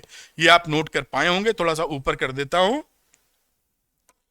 चलिए अगली बात देखते हैं, जो हम लोग इंक्लाइंड प्लेन वाली बात देखने वाले थे उसकी चर्चा हम लोग कर लेते हैं। तो यहां पहुंच गए हम लोग, देखो rolling on an inclined plane. अब यहां कुछ बातें हमें याद भी करनी है जिससे फास्ट सवाल निकल सके। तो रोलिंग का मतलब आप समझ गए हैं कि इंक्लाइंड प्लेन जो कि थीटा पे इंक्लाइंड है, एक बॉल है छोड़ दिया, वो दोनों मतलब रोटेशन ट्रांसलेशन दोनों करते हुए नीचे तक पहुंचेगी। आप जानते हैं कि ये कंजर्वेशन ऑफ एनर्जी से ये फॉर्मूला पीछे निकाला था। ये पोटेंशियल एनर्जी इस समय की mgh, और किसी पॉइंट जब h नीचे आ जाएगा तो यही एनर्जी हमारी क्या है, टोटल काइनेटिक एनर्जी में। इस समय जो कहानी है, जब ये बॉल नीचे पहुंच जाएगी समझिए, उस समय इसका कितना काइनेटिक एनर्जी होगा, इतना 12 mv² 1 + k² अपॉन r²। ये कंजर्वेशन ऑफ एनर्जी से निकला था, जो ऑलरेडी हम लोग निकाल चुके हैं। फ्रिक्शन फोर्स के बिना आपकी रोलिंग नहीं हो सकती, लेकिन फ्रिक्शन फोर्स कोई वर्क डन नहीं करता in case of pure rolling. इन बातों को दिमाग में रखिएगा। तो ये बात आप समझ गए हैं। आगे लेके चलते हैं, कुछ इसके जो डायरेक्ट रिजल्ट हैं वो दिमाग में हम लोग रखेंगे, जिससे फास्ट सवाल निकाल सके। जैसे rolling on an inclined plane, velocity at the lowest point. तो जब ये बॉल, आप ये जो बॉल है, ये जब यहां पहुंची होगी, इस समय इसकी वेलोसिटी कितनी, उसको याद करेंगे, v = √2gh upon 1 + k² upon r²। उसके बाद एक्सेलेरेशन इन मोशन, तो एक्सेलेरेशन कितना आ जाएगा जब बॉडी नीचे पहुंची है, तो तो a is equal to G sine theta 1 plus के स्क्वायर अपॉन आर स्क्वायर।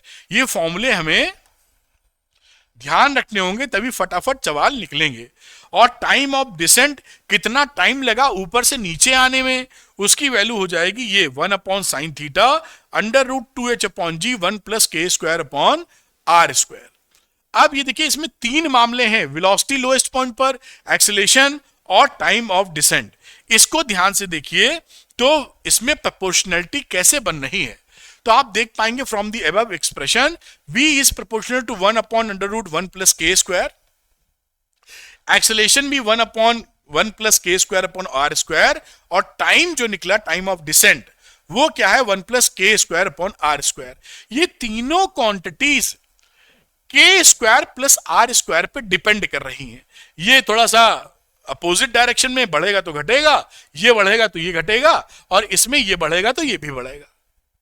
तो के स्क्वायर आर स्क्वायर पर velocity, acceleration at the time of lowest point and time of descent सब पे डिपेंड कर रहा है। यही लिखा है here factor K square upon are square is a measure of moment of inertia of a body and its value is constant for given shape of the body and it does not depend on the mass and radius of a body। एक particular shape के लिए K square upon are square constant रहेगा, वो उसकी radius या मास पे depend नहीं करेगा। अगर एक सॉलिड सिलेंडर पकड़े हुए हैं तो सॉलिड सिलेंडर का शेप हो गया ना, वो हम उसका के स्क्वायर अपॉन आर स्क्वायर बराबर, वो उसका मास ज्यादा करते हैं, रेडियस और बढ़ा दें घटा दें, के स्क्वायर अपॉन आर स्क्वायर पे कोई फर्क नहीं पड़ेगा। अब इसको देखते हुए कुछ इंपॉर्टेंट पॉइंट्स हैं जो हमें दिमाग में रखने चाहिए, जो काफी आपके यहाँ पूछे जाते हैं। Velocity, acceleration and time of descent for a given inclined plane all depends on K square upon are square. हमने पीछे देखा था कि तीनों चीज velocity, acceleration and time of descent ये K square upon are square पे डिपेंड कर रहा है, जहां पे वेलोसिटी, एक्सेलरेशन तो इसके बढ़ने पर बढ़ता है, लेकिन टाइम बढ़ने पर घटता है और टाइम पीरियड बढ़ने पर बढ़ता है। तो lesser the moment of inertia of the rolling body, laser will be value of के स्क्वायर अपॉन आर।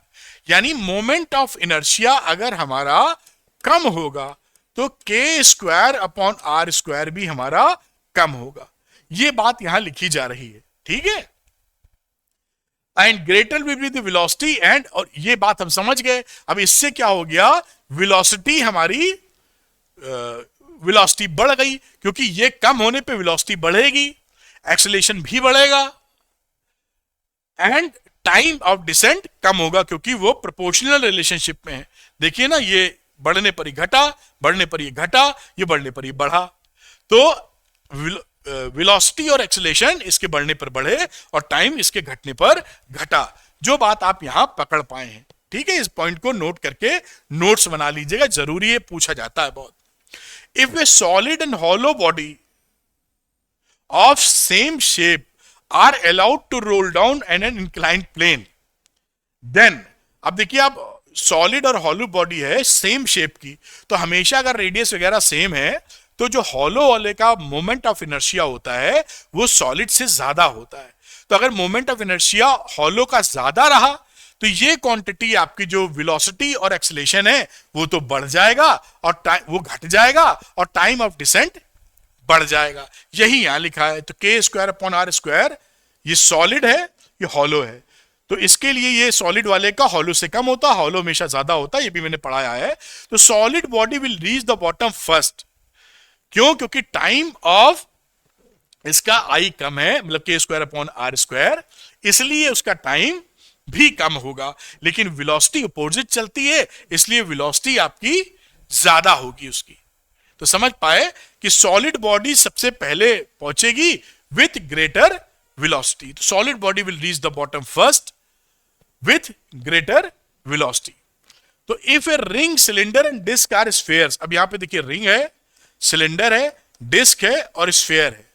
अगर इनको तीनों को इंक्लाइंड प्लेन से छोड़ा जाए, रिंग है, सिलेंडर है, स्फीयर है और डिस्क है, तो on an inclined plane then K square upon are square जो स्फेयर का होता है वो मिनिमम होता है, और K square upon are square ring का मैक्सिमम होता है। इस वजह से the sphere will reach the bottom first. जो स्फेयर है इसका ये कम है ना, तो टाइम कम होगा, उसी के साथ में चलता है, और वेलोसिटी अपोजिट चलती है विथ ग्रेटेस्ट, ये लिखा है ना फर्स्ट, ये सबसे पहले पहुंचेगा, टी कम होगा, with greatest velocity, while ring at last with the least velocity. तो ये आप देख पा रहे हैं कि ये जो स्फेयर है ये सबसे पहले पहुंचेगा ज्यादा वेलोसिटी के साथ में, और रिंग जो है वो सबसे लीस्ट वेलोसिटी के साथ पहुंचेगी। तो बेटा आगे ये देखिए, angle of inclination has no effect on velocity. जो एंगल ऑफ इंक्लिनेशन होता है उसका वेलोसिटी पे कोई इंपैक्ट या असर नहीं होता, but time of descent and acceleration ये डिपेंड करते हैं। कैसे डिपेंड करते हैं ये भी ध्यान में रखें। Velocity is proportional to theta की पावर 0, यानी वेलोसिटी कोई फर्क नहीं, कितना भी एंगल ले लीजिए वेलोसिटी वही बनी रहेगी। और time of descent 1 upon theta के प्रोपोर्शनल है। अगर थीटा ज्यादा तो टाइम ऑफ डिसेंट कम, ज्यादा खड़ा कर देंगे जल्दी पहुंच जाएगा। एंड एक्सेलेरेशन, थीटा जितना ज्यादा एक्सेलेरेशन उतना ज्यादा। तो ये जो आपकी स्लाइड है इसमें कई छोटे छोटे पॉइंट हैं जो रह रहे के डिफरेंट डिफरेंट सवालों में पूछ लिए जाते हैं, तो आपको इसकी क्लैरिटी होनी जरूरी है। तो this is the important notes, इसको आप पकड़ बनाए रहें। कुछ और इंपॉर्टेंट नोट्स आपको बताते हैं जो आपको काफी फायदा करेंगे। जैसे for pure rolling motion there should be friction on surface. Pure rolling तभी हो पाएगी जब फ्रिक्शन हो, because it provides torque to the body घूमने के लिए। On smooth surface rolling is not possible. ये मैंने बताया भी है, फिर रिपीट कर रहा हूं दिमाग में चला जाए। Velocity of falling and sliding bodies from inclined planes are equal. Body जो आपकी फॉल कर रही है, ये फिसल के आ रही है या यहां से आपको ड्रॉप करा दी गई है, तो velocity of falling and sliding bodies from inclined plane are equal and is more than rolling body. ये जो रोल करके आवेगी उससे ज्यादा वेलोसिटी आपको बॉटम पर मिलेगी। For rolling along inclined plane acceleration is maximum in case of falling, गिरते वक्त एक्सेलेरेशन मैक्सिमम है, and minimum in the case of rolling.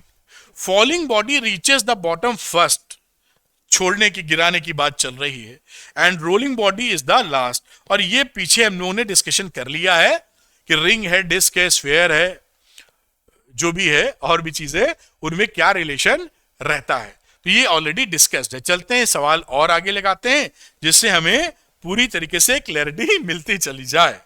तो आइए नेक्स्ट क्वेश्चन देखते हैं। A sphere of mass m attached to a spring on an inclined plane as shown in the figure. तो भाई figure तो यहां रह गई, मैं बना देता हूं। इस तरह से ये स्प्रिंग है और इस स्प्रिंग से ये कहानी ऐसे लगी हुई है, एंगल इसका थीटा है। इज हेल्ड इज अनस्ट्रेड, ये इस समय अनस्ट्रेड पोजीशन में स्ट्रेच नहीं हुआ है of the spring. Suddenly sphere is left, उसके बाद स्फीयर छोड़ दिया गया, left free. What is the maximum extension of spring? ये स्प्रिंग खींचेगी, कितना खींचेगी इसकी चर्चा। Spring if friction allows only rolling, ये बॉडी केवल रोल कर सकती है, स्लाइड नहीं करेगी। ये यहां पर रोल करते हुए जाएगी फिर रुक जाएगी। Only rolling of sphere about horizontal diameter. Horizontal diameter का मतलब इस तरह से जो डायमीटर है ये, इसके एक्सेस ये रोल करेगी। कोई ओमेगा की स्पीड पकड़ लो या कुछ भी पकड़ लो, ऐसे रोल करते हुए जाएगी। अब क्या होगा, जब रोल करके फाइनली ये रुक जाएगी at the point of maximum extension,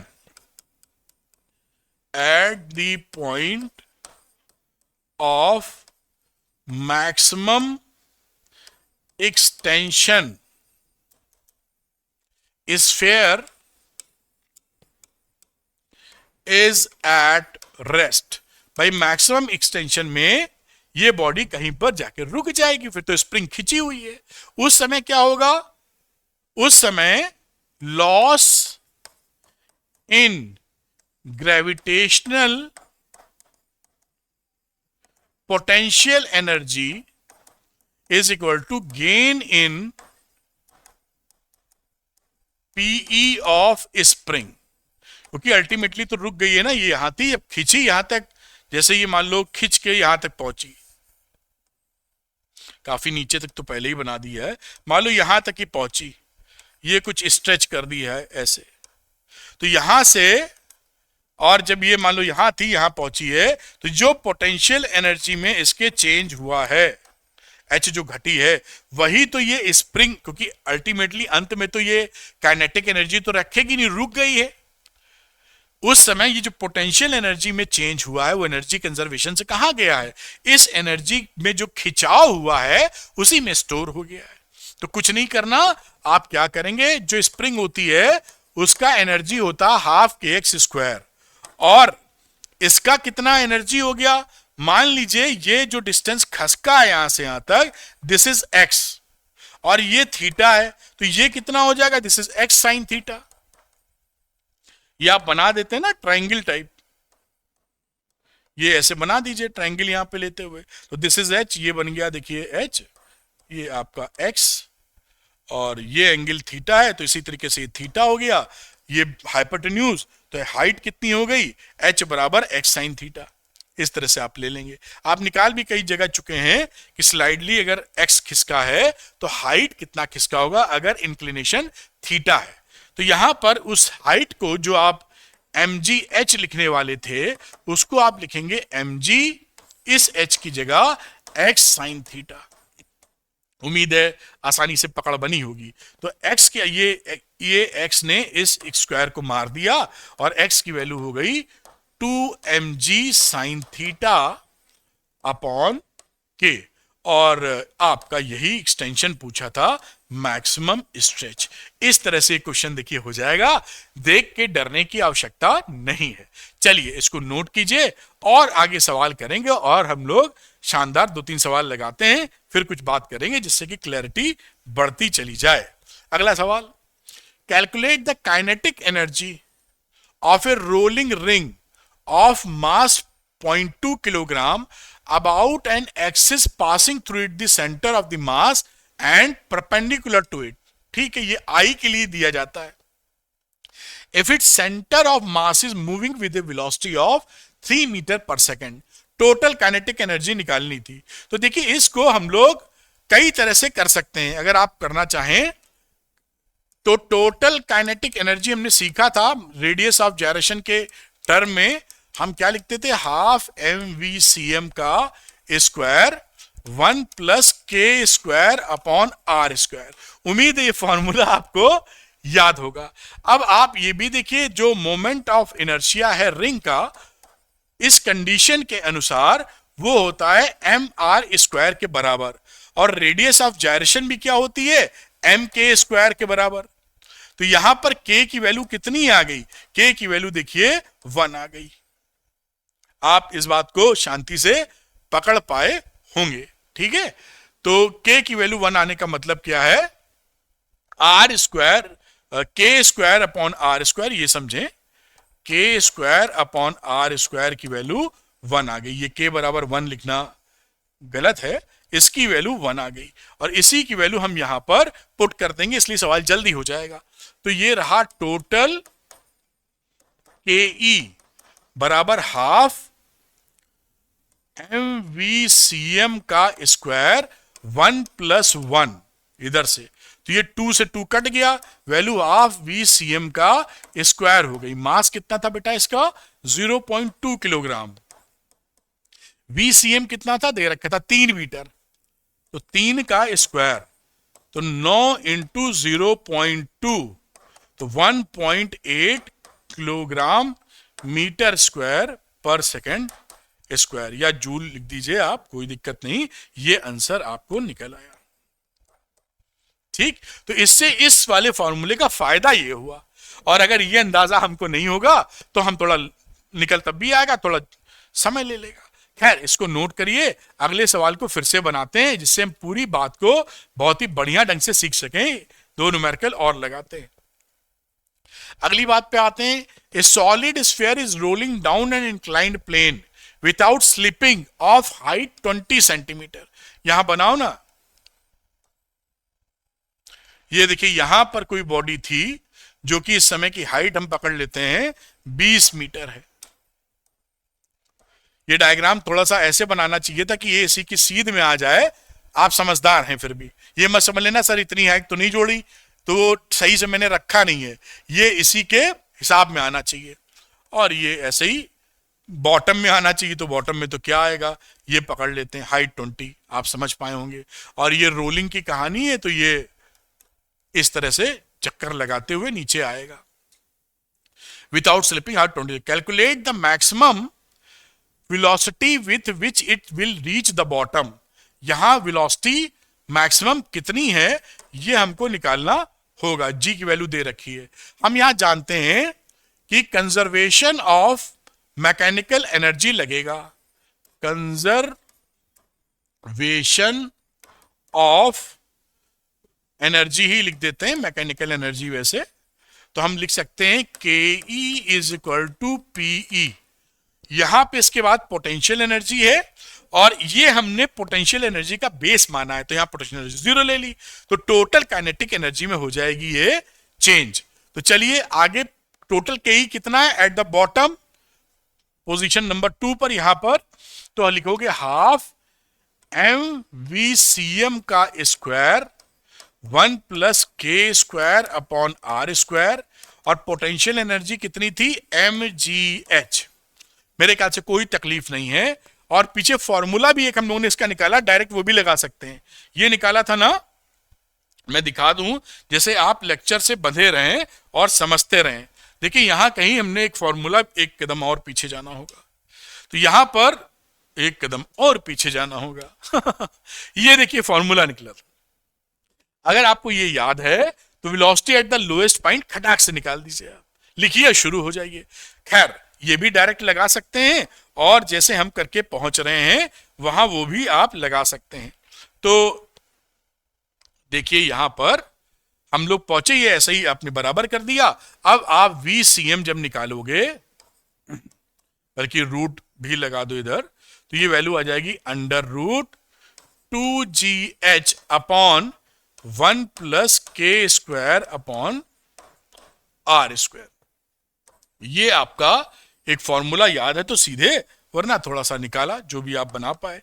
आगे बात करते हैं कि moment of inertia of solid sphere, ये कितना हो गया 2/5 एम आर स्क्वायर के बराबर, जो गिवन कंडीशन थी। रेडियस ऑफ जायरेशन की बात की तो एम के स्क्वायर के बराबर रख दिया। तो यहां पर देखिए के स्क्वायर अपॉन आर स्क्वायर क्या आ गया, ये वैल्यू हो गई 2/5, है ना। के स्क्वायर आर 2/5 बराबर एम एम कट जाएगा। अब ये जो वैल्यू है, ये वैल्यू आप इसमें रख दीजिए, बात खत्म। तो क्या कहानी बनी अब, वेलोसिटी ऑफ सीएम यानी v जो निकाल रहे हैं अंडर रूट 2gh 1 प्लस 2/5, और अब इसकी वैल्यू रख देते हैं। ये हो गया 2gh, नीचे 5 था तो 5 ऊपर चला गया, और 7 नीचे आ गया, 10gh हो गया। तो अब इसको लिख लेते हैं, तो 10 का मतलब 2 लिख दो, चलो 10 का g, हाइट कितना था 20 मीटर, 5 मीटर अपॉन 7, इसको कैलकुलेट करेंगे तो वैल्यू आ जाएगी 16.90 मीटर पर second. This is the answer. ये वेलोसिटी ऑफ सीएम निकल आई, जितनी निकलनी चाहिए। आप, उम्मीद है इस बात को समझ पाए होंगे और इसको पकड़ के रखें। तो मैं दिखा देता हूं, अगला सवाल फिर लगाएंगे जिसे पूरी चीज जबरदस्त अंदाज में आपको क्लैरिटी देके जाए। इसको नोट कर लीजिए, मेरे ख्याल से आपने नोट कर लिया होगा। थोड़ा सा ऊपर कर देता हूं, ये देखिए यहां पर आप आराम से नोट कर पाएंगे। चलिए एक कदम और आगे बढ़ाते हैं, एक और न्यूमेरिकल लेते हैं जिससे आपको पूरी चीज समझने में जबरदस्त फायदा हो। अब ये देखिए, a solid sphere is rolling without slipping on a level surface, ठीक है, at a constant speed of 2 meter per second. How far can it roll up at a 30 degree ramp before it stops? ये देखिए कहानी कुछ ऐसी है कि एक बॉडी है जो हॉरिजॉन्टल लेवल जो सरफेस थी उस पे चल रही थी v वेलोसिटी से, जो दिया था 2 मीटर पर सेकेंड, बल्कि रोल कर रही थी. ए solid sphere is rolling without, तो इसका जो 2 मीटर का दिया था, बाकी ये रोल भी कर रही है. और एक रैंप है इसके आगे जिसका एंगल है थीटा 30 डिग्री के बराबर, और इस रैंप पे जब ये पहुंचेगी तो ऊपर जाएगी, ऐसे है ना, तो यहां से ये चढ़ेगी ऐसे, और मान लो यहां तक आप चढ़ी, ऐसे चढ़ गई ऊपर, तो हम ये मान लीजिए हाइट h चढ़ी और ये कितना डिस्टेंस चढ़ी है, इसको मैं s लिख देता हूं. तो लिखा है कि how far can it roll up, कितनी दूर तक ये s जाएगी जब तक ये रुके नहीं. तो एक ये एनर्जी पोटेंशियल एनर्जी के बराबर, कोई खास बात नहीं है. यहां जो है moment of inertia solid sphere, ये आपको कुछ याद रखने पड़ेंगे जिससे फटाफट निकाल पाए. 2/5 mr² के बराबर होता है, ये पकड़ के चलें. कंजर्वेशन ऑफ एनर्जी लगा दीजिए, कंजर्वेशन ऑफ एनर्जी. तो अभी हम लोगों ने काफी चीज देखी थी, जब ये लास्ट में पहुंचेगा यहां तो ये हो जाएगी potential energy which is mgh, और इस समय जब चढ़ना शुरू किया तो पोटेंशियल 0 थी, टोटल काइनेटिक थी. टोटल काइनेटिक का हालचाल हाफ mvcm का स्क्वायर 1 + k² अपॉन r², ये हम यहां से जानते हैं. अभी हमने चर्चा की थी इस आई सॉलिड स्फीयर के लिए k/r निकालने के लिए.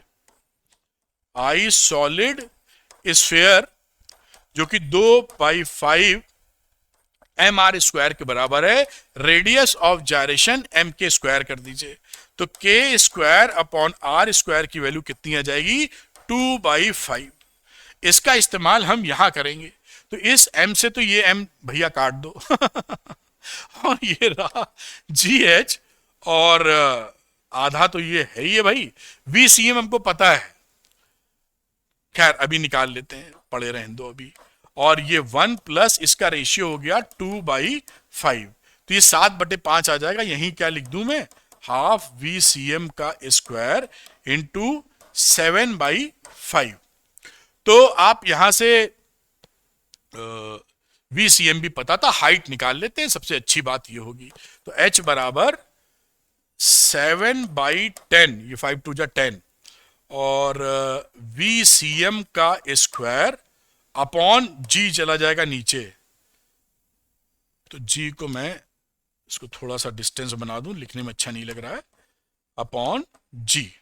तो वैल्यू रख देते हैं, तो 7v², 7v कितना था 2 मीटर, तो 2 का स्क्वायर अपॉन 10, और g भी ले लेते हैं 10, दिया नहीं है एनीवे, ये हाइट आपकी आ जाएगी. तो दिस इज 28/100, 0.28 मीटर इसकी हाइट अभी आ रही है. अब आपको s निकालना है, तो s कितने के बराबर है, s है h upon cos sine theta के बराबर.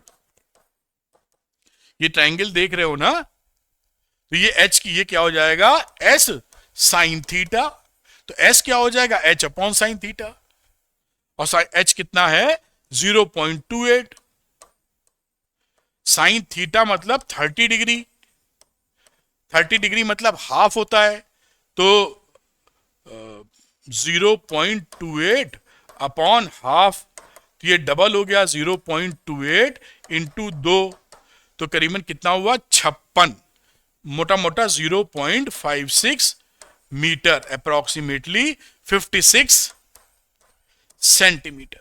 ये आपका आंसर आ गया. अगर आप जी की वैल्यू 9.8 रखेंगे तो थोड़ा सा इससे डिफर कर जाएगा। करने का तरीका बिल्कुल यही है, तो आप इसको नोट कर लीजिए। ये देखिए कितने इंटरेस्टिंग सवाल है और एकदम 100% आप निकाल पाएंगे। इसको नोट करें, फिर मैं अगली बात करता हूं, तो आप इसको नोट कर पाए होंगे। ये सब बातें अगर आपको क्लियर हो गई, आपको रोलिंग मोशन के आप परकच्छे उड़ा देंगे। तो एक न्यूमेरिकल और लेते हैं, फिर कुछ इंपॉर्टेंट नोट्स टाइप बता देंगे जो उस तरह के सवाल भी आते हैं जिससे पूरी बात क्लियर हो जाए। तो when a body is under pure rolling, the fraction of its total energy which is the purely rotational energy is 2/5। Identify the body, body कौन सी है? तो रोटेशनल के ई कितनी है? टी आर लिख देते हैं। टी आर मतलब रोटेशनल, के ई आर लिख दो यार, तो गड़बड़ ना हो जाए, के आर। ठीक, ये थी half I omega squared. Translational kinetic energy k t half M we squared, या सीएम लिख दीजिए, सीएम नहीं लिख रहे हैं, हर जगह सीएम ही आएगा, चलो लिख दिया। Total kinetic energy half I omega square plus I half M we square C M. जो गिवन है क्वेश्चन में वो दिया है 2/5 इज इक्वल टू रोटेशनल के ई अपॉन टोटल के ई, ये वैल्यू दे रखी है। तो अब यहां पर आप रोटेशनल के लगा दें, हाफ आई ओमेगा स्क्वायर, और टोटल के ई का मामला है half I omega square plus half M V C M का स्क्वायर। फॉर प्योर रोलिंग इसका इस्तेमाल कर लीजिएगा। फॉर प्योर रोलिंग हमारी वैल्यू होगी v is equal to omega R V C M, value put कर देंगे यहां पर। अब जब आप वी सी एम की वैल्यू यहां वी सी एम की डालिए, या ओमेगा को V C M upon R रख देंगे, तो ये वैल्यू यहां पर पुट करने पर हमारा ये ऑप्शन क्या बन जाएगा? 2/5 is equal to I omega square upon, ये देखिए आधा आधा आधा तो कट गया है, तो कट गया, आ गया आई ओमेगा स्क्वायर, और यहां भी आपने वी सी एम को ओमेगा आर पुट किया था, तो आ गया M omega square R square. ये मैं एरो सही कर दूं, नहीं तो आप गफलत खा जाएंगे। ये ठीक, ये वैल्यू बनी। अब इस वैल्यू से जब आप सॉल्व करेंगे, ओमेगा स्क्वायर भी कट गया, after solving you will get I is equal to 2mr square upon 3। अब ये मोमेंट ऑफ इनर्शिया है उस बॉडी का, तो ये क्या हो गया? Hollow sphere. आप पहचान लीजिए, आपने याद कर रखे हैं कुछ के, सबके तो याद करने की आवश्यकता नहीं, लेकिन कुछ जो चलते हैं। ये बॉडी कौन सी है? हॉलो स्फीयर, उसी एक्सेस के दौरान सेंटर से पास हो रहा है। बस काम खत्म हो जाता है। इसको भी नोट कर लें। फिर कुछ मोशन ऑफ कनेक्टेड मास के बारे में जानकारी दे देंगे, सवाल अवाल उस पर भी बनते हैं, तो आप कहीं से चूके ना। ये लेक्चर अपने आप में पूर्णता को प्राप्त हो, जिससे आप ये करने के बाद जबरदस्त तरीके से परफॉर्म कर सकें। तो देखिए यहां पर मोशन ऑफ कनेक्टेड मास, ये एक मान लीजिए सिलेंडर है, इसके ऊपर धागा लपेटा हुआ है और एक स्मॉल एम मास रखा है, इसको छोड़ दिया तो ये खुलना शुरू हो जाएगा। देख रहे हैं ना, ये हाई टच है, खुलना शुरू हो जाएगा। उसके बारे में कुछ चीजें कभी कभी पूछ ली जाती हैं, पकड़ लेते हैं हम लोग। तो ये सब चीज आप समझ चुके हैं जो यहां पर लिखी थी। एम स्मॉल एस है मास ऑफ पॉइंट मास, ये कैपिटल एम है mass of rigid body, radius of rigid body, यहां पे फोटो में this is r, this is capital M, small m दिख ही रहा है, और I a moment of inertia of rotating, ये रोटेट कर रहा है, ये तो कर नहीं रहा है, इस रोटेटिंग बॉडी का आई। तो downward acceleration of point mass, इस पॉइंट मास का डाउनवर्ड एक्सेलेरेशन कितना होगा? तो a is equal to g upon 1 plus I upon m are squared. इसको याद करेंगे, खटाक से लगा के आंसर निकल आएगा आपका। तो ये आप डाउनवर्ड मास का acceleration, tension in the string, ये जो टेंशन है, ये टेंशन इस डायरेक्शन में यहां बनेगी, ऊपर की डायरेक्शन में ऐसे होगी टेंशन टी, और ऊपर की नीचे की तरफ। तो tension in the string T is equal to mg bracket में I, ये I है, I upon 1 plus mr square. ये टेंशन आप फटाक से निकाल सकते हैं। दूसरी बात, वेलोसिटी ऑफ पॉइंट मास कितनी वेलोसिटी से आ रहा होगा, v under root 2gh upon 1 plus I upon mr square. This is the velocity of point mass. बढ़िया, ये हाइट के हिसाब से वेलोसिटी बदलेगी। हाइट क्या है, ये हाइट, क्योंकि देखिए एक्सीलरेटेड मोशन है ना, हर जगह वेलोसिटी अलग मिलेगी, कांस्टेंट नहीं है। इस हाइट पर कितनी वेलोसिटी है, इस हाइट पर ये velocity, velocity of the point mass at height h। ठीक है, तो a v is equal to under root 2gh 1 plus I upon mr squared. फिर angular velocity of the rigid body, ये जो रिजिड बॉडी है इसका ओमेगा क्या है, ये कितनी तेज ओमेगा इसका चल रहा है, तो वो हो जाएगा omega is equal to under root 2mgh upon 1 plus mr square. तो ये कुछ फॉर्मूले हैं जो इस तरह के न्यूमेरिकल आ जाएं तो उनको निपटा दीजिएगा। अच्छा, अब एक चीज और जो आखिरी है, कंपाउंड पेंडुलम। तो आपको मैं बता दूं एक छोटी सी चीज, हम लोग जो सिंपल पेंडुलम पढ़ते हैं ना, ऐसे याद होगा आपको, और उसका जो टाइम पीरियड लिखते हैं 2 pi under root L upon G लिखते हैं सिंपल पेंडुलम का। सिंपल पेंडुलम में बेटा होता क्या है कि हम ये मानते हैं कि ये पॉइंट मास है और ये स्ट्रिंग मासलेस है, याद होगा आपको। अब ऐसा कोई पेंडुलम हमको मिलता ही नहीं है। कोई स्ट्रिंग लेंगे तो कुछ तो मास होगा, और पॉइंट मास भी कहां से ढूंढ के लाएंगे। तो ये जो सिंपल पेंडुलम है ये एग्जिस्ट नहीं करता। एक तरह का हमारा सोच विचार है, उसके करीब जा सकते हैं, ऐसा मिलेगा नहीं। इसलिए हम बात करते हैं कंपाउंड पेंडुलम की। अब ये कंपाउंड पेंडुलम क्या होता है, एक बॉडी ले लेते हैं सपोज कुछ मास वाली, और इसको पाइवट कर देते हैं, कीला ठोक दिया यहां, है ना, पाइवट कर दीजिए, पी बाइंड के अबाउट ये घूम सकती है, और सेंटर ऑफ ग्रेविटी हम इसकी जी ले लेते हैं, जहां पर इसका मास एक्ट करेगा mg, और इसको हम ऑक्सीलेट करवा देते हैं, इधर जाएगी फिर ये इधर जाएगी। इसे बोलते हैं कंपाउंड पेंडुलम। Compound pendulum. अब इसमें जो परेशानी थी कि हम ये पॉइंट मास मानेंगे, मासलेस स्ट्रिंग मानेंगे, ऐसा कोई लफड़ा इसमें रह नहीं जाता, क्योंकि इसके अंदर तो पूरी बॉडी में मास है।